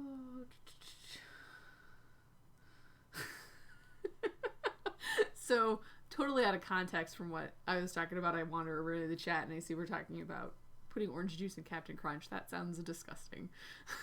especially since when we went to the cabin this weekend, just to keep breakfast simple, I told Wyatt when he grabbed food at the grocery store, I was like, hey, just grab some cereal or whatever, and I'll eat that on Saturday morning. And he asked me what I wanted, and I bent to my inner child, and I was like, can you pick up some peanut butter crunch? So I had peanut butter crunch this morning and yesterday morning, because I was supposed to have it this morning too, but we had to come home, which frustrates me. So you haven't seen disgusting until you've seen citrus noodles. Do tell. Explain to me what citrus noodles are, Hardware Barbecue, because so one of the things that Wyatt got for me for Christmas this year is because I'm so fascinated with other cultures, and I love watching different forms of their entertainment. Like this last year, I got super into Middle Eastern, Indian, and now Brazilian entertainment, because those are the things that are options for me on Netflix. And like I said, I made a friend who lives down there, and I can actually talk about culture with her now. Wyatt got me a subscription box where once a month I get a snack box, because we're super big foodies. We will go on trips just to eat at a restaurant. Like, it is nothing for us. So since I live in the Springfield, Illinois area, we're about an hour and a half, depending on traffic, from St. Louis. And we will drive down to St. Louis just to try different restaurants down there. Like, there's a street down there called South Grand. And on that street, there's a Brazilian restaurant, an Iranian restaurant, a Moroccan restaurant, an Ethiopian restaurant, several different Asian restaurants. Like, I think there's a Chinese restaurant, a Vietnamese restaurant, there's a Greek restaurant down there. Like, we will drive just down to this street just to eat dinner. So we'll make like a whole day trip out of it, and then go down there just to eat at a restaurant we've never been to before that has a different fare than what we're used to. But there was wow, it started. I did a really good job. I gotta start taking notes when I talk, because I lose my train of thought so much. It's gonna become an ongoing joke that I start talking and cannot remember why I started talking about it. But anyway, the citrus thing reminded me. I like. Oh, now I remember. Okay, sorry. So anyway, he got me this snack box, and the last one came from France because it was Valentine's Day. And one of the chocolate bars that was in there was mango and Szechuan pepper. And oddly enough, I thought it was really good. So it had a very fruity floralness to it, but it was dark chocolate, so it wasn't so over the top. Like, I expected it to be overly sweet because of the floral fruitiness, but because it was dark chocolate, it had a bit of a bitterness to it. And you really couldn't taste the pepper in it. It was more like when you bite into a Crunch bar and there's like the little crispy rice in it and you just have like the crackle. That's what the peppercorns kind of did. I didn't really taste that. But that wasn't horrible. I liked it. I gave a bite to Wyatt and he spit it out. But I don't know why I liked it. But my favorite like breakfast type food thing, like baked good, and it's very nostalgic for me because my dad used to make it when we were kids, is Pillsbury. And I don't know about other countries, so this might just be a thing we have in America, but the cinnamon rolls that they have with Pillsbury, where you twist it and then like it pops open, and there's like 8 rolls inside. There's regular cinnamon roll ones where you have the white icing, but my favorite is there's one with orange icing. So it's a cinnamon roll with orange icing on top of it, which to some people probably thinks that sounds gross, but it's delicious and I love it. There's a picture of them on my Instagram if you're curious to what they look like, because one of the first things I posted on Instagram with my anxiety cup in it is a picture in front of the fireplace that my intro video was taken in front of, where I want to say it was the last time we had a holiday. It might have been Martin Luther King Day, and I made them on the Monday that I had off. So I had my tea and I had my orange roll, and it was in front of the fireplace, and it was awesome. So, but I gotta figure out what this is. Okay, so where did that go? Okay, you have a photo. Oh, Raisin Bran. That's actually, Timber, that is a very how do I want to say it? That is a very mature cereal. Like that is the sad kind of a cereal that adults eat because they need fiber. So I'm really surprised that you would eat Raisin Bran. Okay, so you sent the picture. Hold on, I want to see this. Brace yourself, he says. So it's ramen with oranges, basically. Is that what I'm to understand here?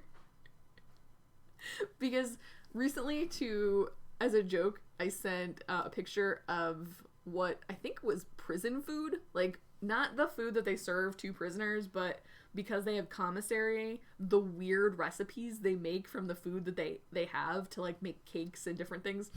And I think it was a prison recipe where they had taken, like, a cup of noodles, like ramen or something like that, and they had crushed up the spicy Cheetos, the Flamin' Hot Cheetos. They had crushed those up to make, like, a powder, and then mixed them into the ramen. And so it was, like, neon red ramen, and it looked disgusting.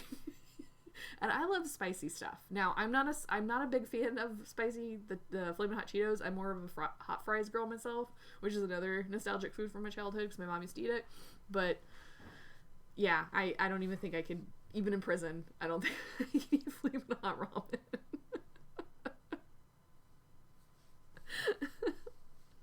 Oh my gosh, Raisin Bran is good. So is Lucky Charms. I like how your spectrum goes from Raisin Bran to Lucky Charms there, Timber. That cracks me up. So, okay, well, thank you for sharing that with me, Hardware. That was enlightening. Oh my gosh. Okay, so we're at the 2-hour mark. Wow. And you guys are still with me. That's incredible. Thanks for hanging out tonight, guys. This was really awesome. I think I'm going to, since we're kind of on a tangent right now, I'm going to take a really quick break. I want to come back and finish notes with you guys because I still have like 2 more pages to get through. But I just need a quick break, so I'm going to put this on pause, put my beer up, and I will be back in just a few minutes and we can continue our chat, okay?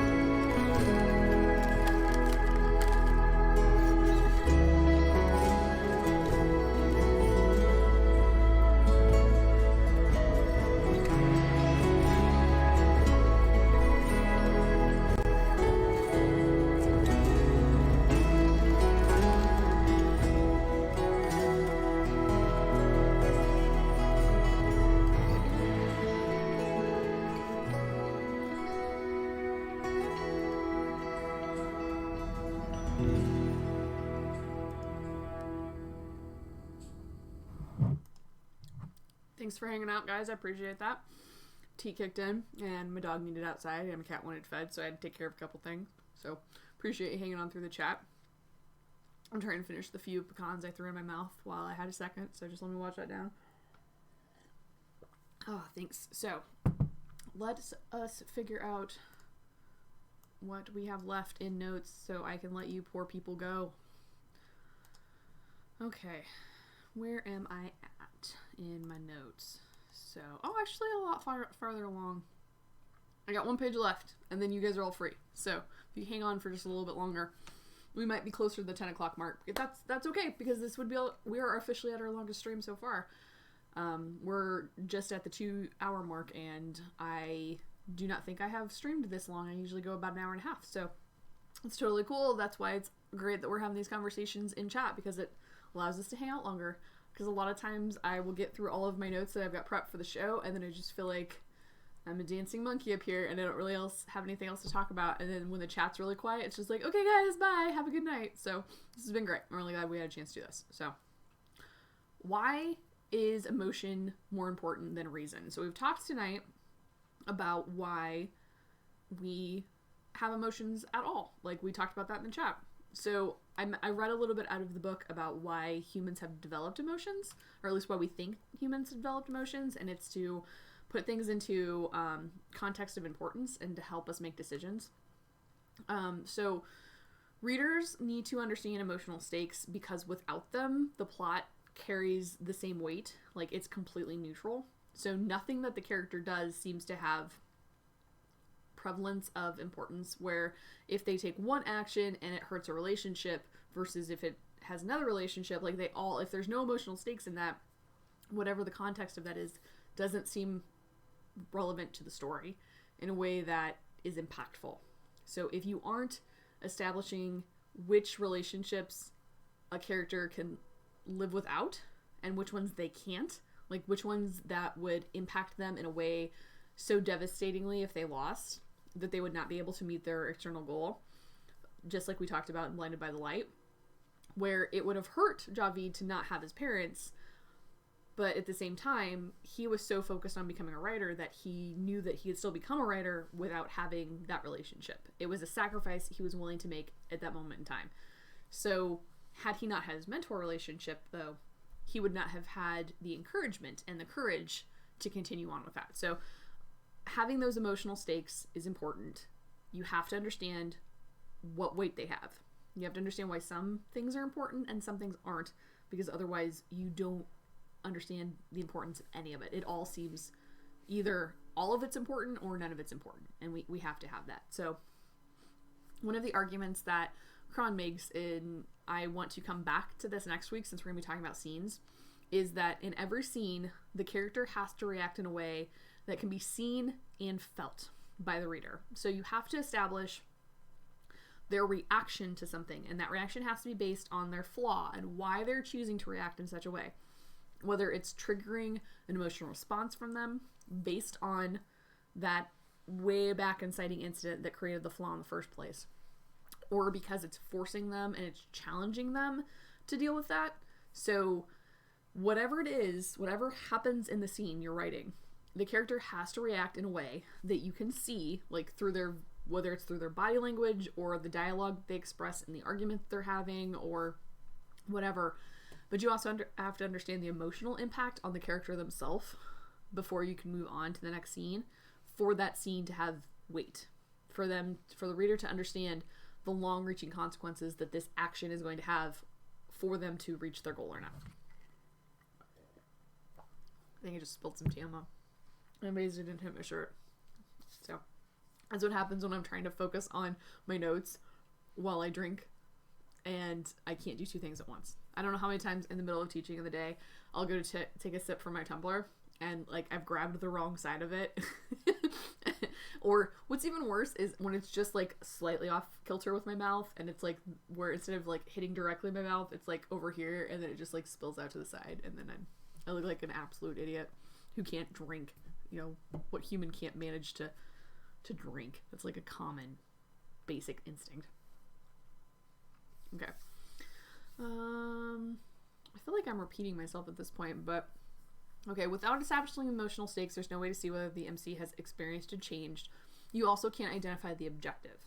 So, having no objective means everything in the plot feels random. We've talked about how you have to have meaning to things because otherwise it's just a series of events coming back to the character, and the reader will be forced to try and find meaning with them.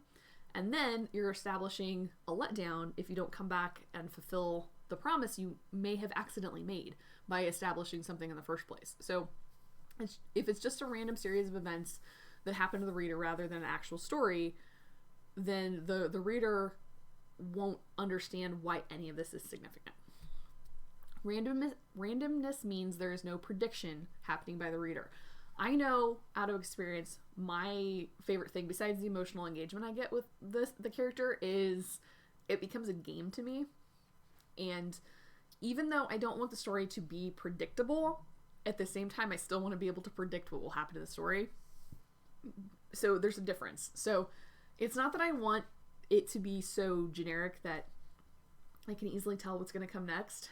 It's that I want to be smart enough to figure out what the next step is. So it becomes a game for me of trying to predict what's going to happen. And that keeps me invested in the story emotionally and intellectually, because I want to be like, I want to have that aha moment of, I knew it. I totally knew that character was so-and-so, or that this was going to happen, or that was the bad guy. Like, I want that moment of feeling smart and being able to solve it. It's the same thing like when you're reading a mystery story. We just watched Knives Out the other day, where you actually find out fairly early in the story what actually happened. And then I really liked this concept because it was all about who the murder suspect was not getting caught instead of trying to figure out who the murder suspect was. So the game became not who done it, but how is the person who done it gonna get out of getting caught while this investigator is doing it. So I really liked that play on the mystery genre. But you instinctively, when you're reading a mystery or you're watching a movie about a murder mystery, you're trying to put the clues together, right? One of the other subscription boxes that we have is Wyatt is super into serial killers and like the psychology. Like, he loved Mindhunter, where they're talking about the FBI profiling psychological serial killer stuff. So one of the things that he wanted to sign up for is called Hunt a Killer, and you get a box every month. And so the first box is a personal investigator has contacted you as a consultant and you're helping her solve a crime, and every month a different box shows up and there's more clues and you have to eliminate suspects. So we really enjoy that because we're nerds. But it also instigates that feeling of, I want to feel smart. I want to figure it out before I actually learn what the outcome is. If you don't have the establishment of the emotional stakes and everything feels random, then I can't do that. And that takes the momentum away for me to finish the story, because it gets me engaged in a way that I have to keep reading one more chapter after another, because now I want to know what happens next. And that's the argument that Cron's making about the Da Vinci Code, is that even if everything else in the book is kind of subpar, you are invested enough in what's going to happen next, and you want to predict, because it's a mystery, you want to predict the outcome. So if nothing else, you figuring out whether or not you were right is enough to keep you engaged throughout the entirety of the story. Regardless of how well the story is written, how badly developed the characters are, the dialogue, the structure, any of that. It's enough for you that you are invested at this point. You think X is going to happen, and you want to see if it is going to happen, or if it's going to be Y or Z or A or whatever. That is enough to keep you going, even if the story isn't the best story that's ever been written.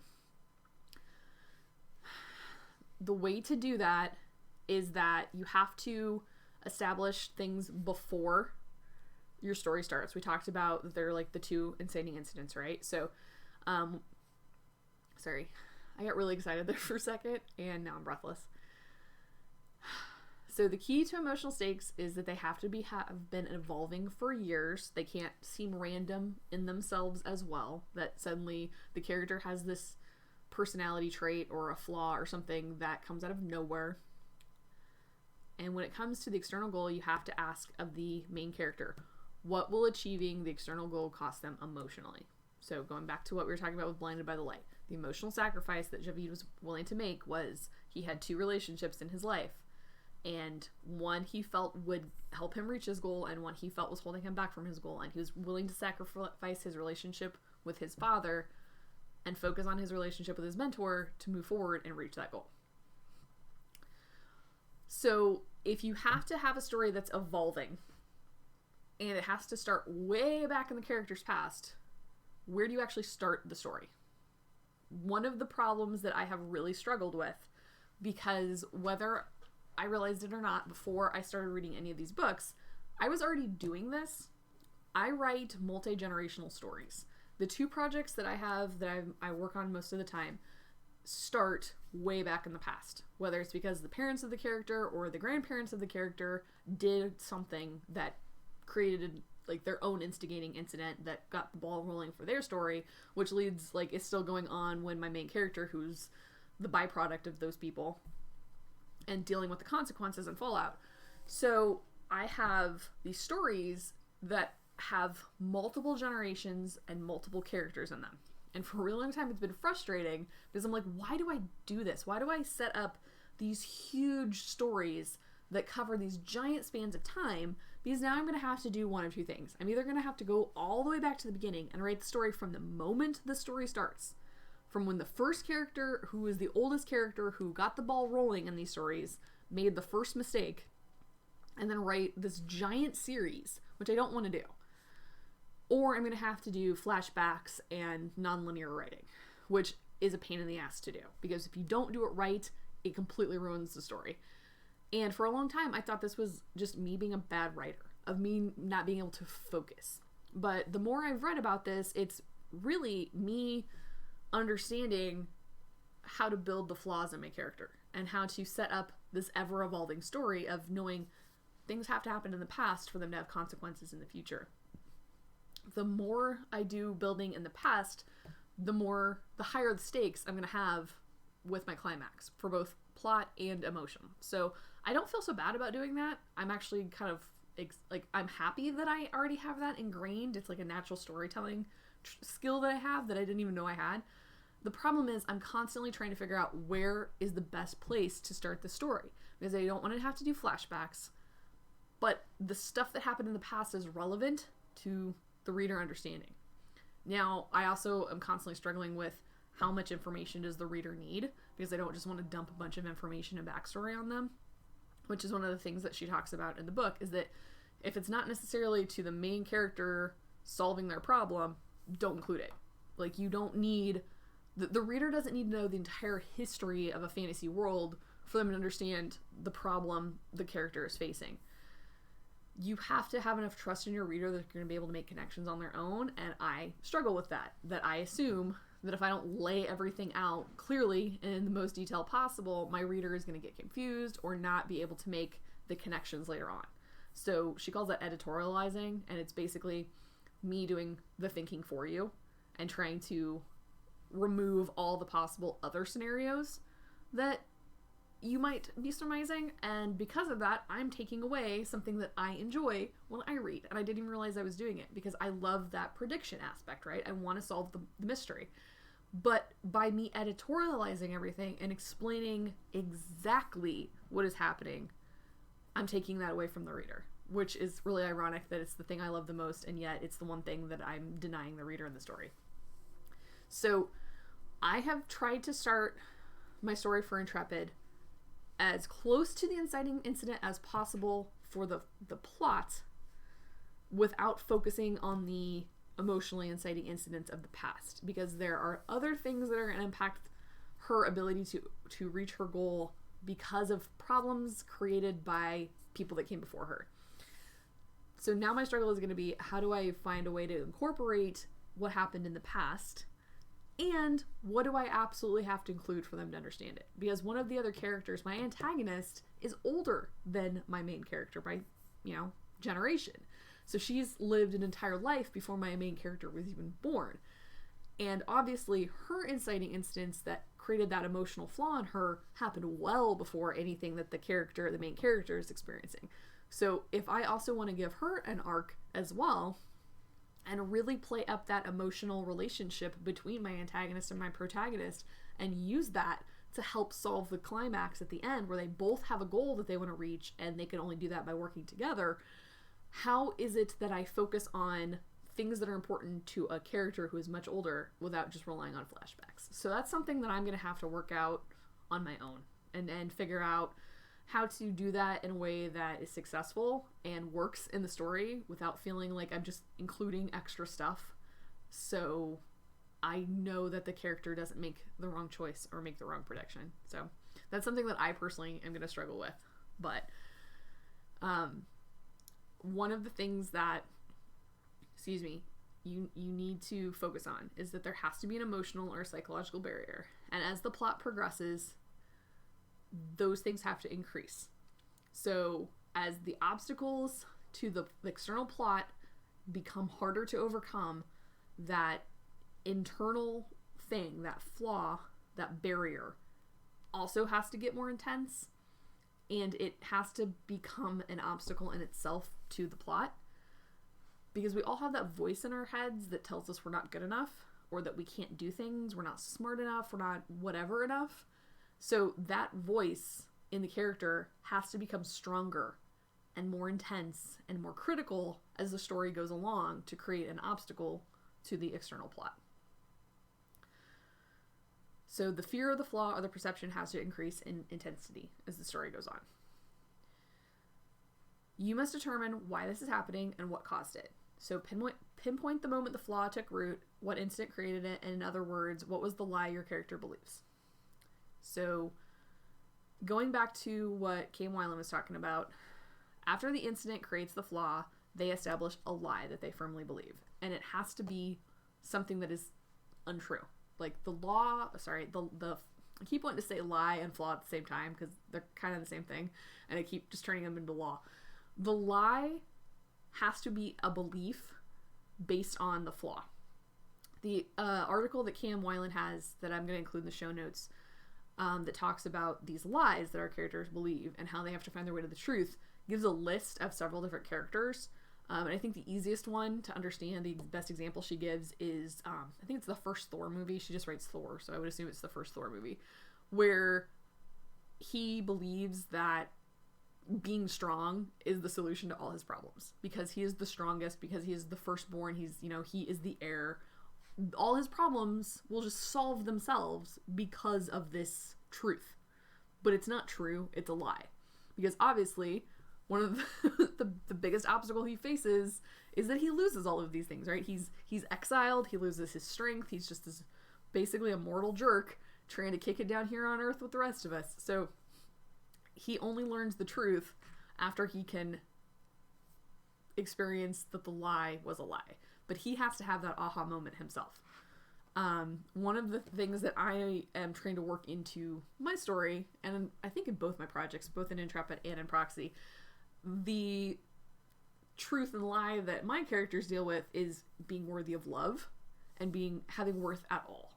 That they are not just something that can be cast aside, that they have value beyond what they were put on Earth to do. So like in Intrepid, because her parents are political figures, they're leaders in the world, them coming together, their marriage served a political purpose. So her existence is directly tied to politics. Like, she serves a purpose in this world, but she doesn't want to be defined by that. She doesn't want her reason to existing to be to serve a purpose politically, to fill this role that needed to be filled. She has her own dreams and her own wants, right? So she develops this flaw, this struggle, that if she can't serve this purpose, she has no worth. And that anything that takes her away from this purpose makes her unlovable. Because her parents treat her with animosity, and they are very critical of her whenever she disappoints them, and she disappoints them by not adhering to the things they want from her. So it's very much like Javine and Blinded by the Light. Like, They had a plan for her. She was supposed to fill that, like, she was supposed to fill this hole. Like, she was a shape. They had a plan, and the plan was a circle. But their daughter was a square, and she's not going to fit in that hole. And so they're constantly beating her down until her edges soften, and she can be a circle that fits in that hole. And so the whole struggle that she has is this lie that she can't be what her parents need her to be, so she's worthless. And she has to realize that she has worth just because she exists. Like, the things that she is going to accomplish have a bigger and more importance in the world than just being serving this particular purpose.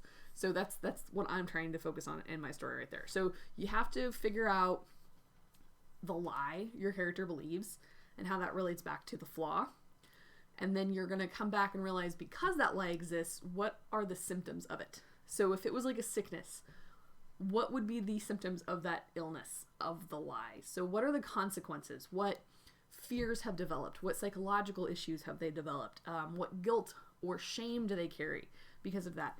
What secrets have to exist to keep the lie in place? What trauma have they developed trying to deal with the fallout of this lie? So all of these things are the backstory, right? That gets you to the inciting incident of the story. Because there's the flaw inciting incident, which is all the stuff I just described, and then there's the actual thing that gets the ball rolling in the story. So a character showing up, someone coming to town, news, something devastating happening, somebody dying, whatever. Like, whatever the inciting incident in the plot is, all of this other stuff has to be determined prior to that happening. But you have to know it, whether you give it to the reader or not, eventually. You as the writer have to know all these things, because everything from the inciting incident in the plot is going to be directly impacted, and the characters' reactions are going to be all based on this lie and this flaw. So that brings me up to the homework I was going to assign for this week. So I have stolen this directly from KM Weiland Silent. This is nothing that I came up with. I cannot take credit for this. So I will link to this so you can read the whole article based on this. And it has those examples that I was talking about to kind of give you a better idea of what she's talking about are these root. Sorry, that would be my cat, if you guys can hear that. He's trying to make an appearance. There's Rigby, everybody. You can see him in the background over here. Looks like he's going to hop up here on the counter for a little bit as I'm finishing my stream. But if you check out the article that I'm going to post in the show notes, you'll see better examples of this lie and the different types of lies that characters can believe. And it's not a complete list. It's obviously just a series of examples, so it's not comprehensive in any way. But this list of questions came directly from her, from this article. So the homework that I'm going to try and do for this week, and I feel like I kind of have some of these figured out just from reading the books, but questions to ask your character about the lie they believe. Number 1, what misconception does your protagonist have about themselves or the world? Number 2, what are they lacking mentally, emotionally, or spiritually as a result? 3, how is the interior lie reflected in the character's exterior world?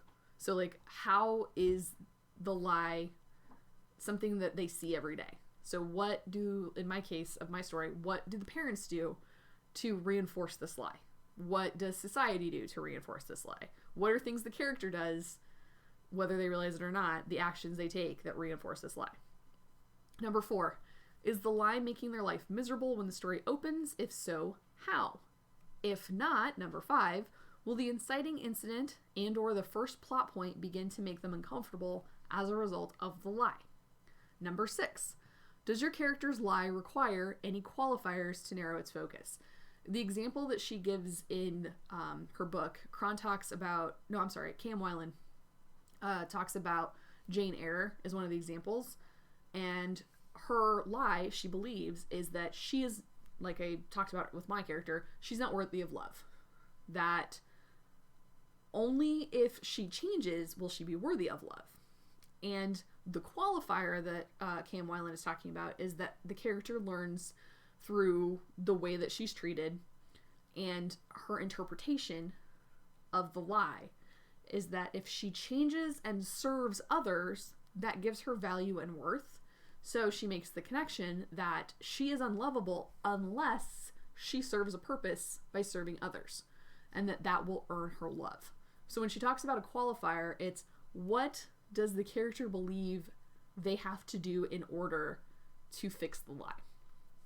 And 7, what are the symptoms of your character's lie? So what's the consequences? What's the fallout of them believing this lie? So that's your homework for this week. I am Bloodworth. Thank you for following. I appreciate that. I think that gets us up to 23. That's so exciting. We're halfway to affiliate. As my cat sits and just stares at my shelves like he has never seen any of these things before. It's like he knows there's a camera rolling and this is his one chance to be a famous internet cat. So Rigby is doing what we laugh at him the most for. He is literally sitting staring at nothing. I don't know how many times that I have walked in a room and caught him just face first staring at a wall. Like, we're talking about like centimeters away, just looking at a wall as if he was watching television. There's nothing happening. There's not even like a shadow on the wall. He's just staring at it. And now he knows I'm talking about him because he's giving me that look. He knows. That's the look of, I'm going to wake you up at 3 o'clock in the morning by jumping on your face while you're trying to sleep. And there he goes again. So I'm going to take one more look at the chat since I made it through my notes. All right. Kitten just vibing. I don't know if he's vibing. He's just, Rigby exists under the belief that, like most cats, that we are here to serve him. And I can tell that he was upset that I left, going to the cabin for a whole 24 hours. How dare I? Because he was very needy last night. And when I was trying to prep for the show today, because I had planned to do the other topic, and by the time that I had read these books and decided, no, I need to do this first, I came in here and it's like an hour and a half before the show, and I'm going through the notes and I'm like, you know, constantly like fast typing to try and get all this stuff updated, and I just hear these little pathetic mews coming from the floor beneath me, and of course I turn, and Rigby's sitting there, and he sits right next to my chair and just stares at me, like, waiting. And finally I scooted my chair out, and then he took like a solid 3 minutes to decide whether he actually did or did not want to jump up on my lap. And then he finally decided to jump up on my lap, and I scooted back up, and then I was having to like type around him, because while I was trying to type, he wanted to headbutt my hands, because my hands should be petting him rather than doing what I needed to do. So if I wasn't like petting him with my hands, and he couldn't get me to pet him while he was headbutting me, then he would headbutt my face as I was like leaning forward. So he was constantly like up on my face like this. So it was kind of entertaining to try and watch me get my notes typed up while the neediest boy in all of Needy Town was trying to get some attention, because he was mad that I left this weekend. So, Timber, you can have my cat. I love my cat very much, even though he is sniffing my lava lamp. I guarantee that's going to get knocked over at some point. So I have an unnatural attachment to my cat. Wyatt used to make fun of me because before we had Rigby, I had a cat named Jack, who I had had since I was 16 years old. And he was my shadow. Like, if I was a witch, he would have been the closest thing to my familiar. But he slept with me like a baby. He would lay down in my arms at night, like I was cradling a baby, and that's how we slept together. There's actually lots of pictures of me sleeping with him, and he's like smushed right up against my face. So if I was napping, that would be great. If Rigby ever wanted to like mush up against my face while I was trying to sleep, that would be fine. Unfortunately, Rigby wants to mush up against my face while I'm trying to do prep work for my stream, or when I'm trying to do something like read a book. His favorite game is I'll be sitting in bed and I'll be holding my book, and just I got a pillow propped up and it's like right up in front of my face, and so there's like maybe a foot between me and the book, right? And then he will hop up on bed and he will do this circle thing where he walks between me and my book, like right across my chest several times, and then he will place himself between me and said book and then circle around a couple of times there, and then he will knead my chest several times. So we're talking about like this would be like a 10-15 minute process while I'm still trying to read, and then he will plop down, but when he chooses to finally settle, it is with his butt directly in my face. Like, I mean, we're talking about like right here, like I was looking through a microscope. I can see his butt. And he will just lay like that, as if it was almost a punishment for me deigning to do anything but give him attention. He so knows I'm talking about him. You just see that that face right now. Just so many punishments coming later. Gonna wake me up at 3 o'clock in the morning. But that's okay, because I don't have to work. So if he wakes me up, I can just sleep in. I don't know if Rigby is going to be as famous as Grumpy Cat. I don't know if I would go that far, Timber. But I would be happy if Rigby became a famous internet cat. But there are so many famous internet cats now. Although, we do call him Bubs, which that was prior to Little Bubs. We've always called our animals the Bubses. So we have a collection of Bubses. We've got Modog, who is a German Shepherd, Aussie. So German Aussie Shepherd mix. And then Rigby, who is, I don't know, a tabby. I don't know what strange assortment of stray cats he was. And then we have Ash, who is tinier and more vicious. She is a vicious hunter. You can see pictures of all of them on my Instagram if you're really curious about it. But Rigby is much more of a diva in the sense that he wants immediate attention. And Ash is very withholding of her love. She can be very sweet and very affectionate, and she can be very precious when she wants to be, but she will snap, and she will go from being sweet, precious baby kitty to feral warrior huntress in a matter of seconds. So, yeah, Rigby's pretty cute. That's how he gets you. So, all right, I made it through what I wanted to make through tonight, so I am now going to try and get all of the things that I talked about for my show notes put up onto the show note doc, since it is not what I had planned originally to do. So I am going to spend some time tonight doing that before I go to bed, and then I'm going to try and download this video so I can get that posted up on YouTube. In case you didn't know, I have added some things to my Twitch panels. So now every time that we do a Friday Night Rights episode, I'm not going to download the Tuesdays just because those are less focused. Those are just kind of trying to be chatty. But since I try to have a topic for every Friday Night Rights, I will download those from Twitch because I have them recording, but they're only going to save for like 2 weeks. I think it's 14 days is the max before they get deleted or they stop being on my Twitch page or whatever. So I will download those and I will put them up onto YouTube on a channel also called Friday Night Rights, so it'll be very easy to find. And that will be linked onto my Twitch page, so if you ever want to go back and watch old episodes, or if you're watching this later on and you want to go back and catch up with the episodes that I've already had, so I've had two episodes of Friday Night Rights so far, and you want to start at the beginning of where we started our project, go back and do that. So all that stuff will be up on YouTube, just Friday Night Rights though, not Tuesday episodes. And like I said, I've added a couple more links down there. So check out the show notes to get the resources and links to the books and the websites I talked about tonight since I changed the topic. And check out the show on YouTube, and you can also follow there. And I think that's all the important things I need to talk about. So I am going to go ahead and say goodnight to you guys. It was a pleasure hanging out. Oh, Septic, please do not apologize. It was so nice to actually have engagement. Like I said, the first couple of times I did my show, because it was so brand new, and I'm just astounded there is not more of a writing like group. There's just not a community for that on Twitch, which is part of the reason I wanted to come over to Twitch instead of doing yet another writer's YouTube. That so few people were actually engaging in the chat that I just felt like I was coming in here and talking constantly. And so it was like me talking for a straight hour and a half and not really having much engagement. And then I was like, okay, peace, bye. So it's really nice to have engagement. Don't ever feel bad or like you've sidetracked, like you've sidetracked or hijacked in any way. Because I'm here to build a community, to engage with other writers. So don't apologize or feel bad about that at all. So thank you, actually. I appreciate, I mean, it's not easy to talk about. It's, a lot of people are really embarrassed to talk about the fact that they have trouble reading or that they're dyslexic. So I think it's really brave that you said anything in the first place. So kudos to you, knowing that you have this learning issue and that you're not embarrassed by it, because it's not your fault.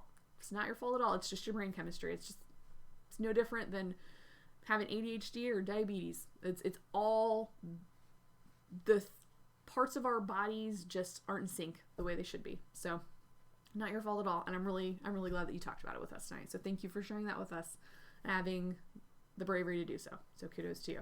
So I think that's everything. Next Friday, we should be back on track. I should be back to Friday Night Rights on Fridays at 7 CST. Be back in a couple of days on Tuesday. So hopefully I see all you guys there and we can just continue our random talk. Scope, if you want to come back and talk more and ask lots more questions, feel free to do that on Tuesday. So, all right. Once again, thanks to Kit, thanks to Hardware Barbecue, and thanks to Timber. Those were the shout outs I gave out at the beginning of the show. So thanks for being a constant good viewer. Thanks for being my mod, and thanks for being engaging in chat. So I will see you guys on Tuesday if you want to hang out and talk then. If not, I'll see you on Friday when we will talk about writing scenes, and we'll relate it back to what we talked about tonight. Because one of the things that we have to now focus on, thanks to the book, is how are our characters going to react in every single scene based on their fatal flaw. So I'm out of breath. I'm also hungry. It is 9:38. So you guys have a great night, and I will see you on Tuesday.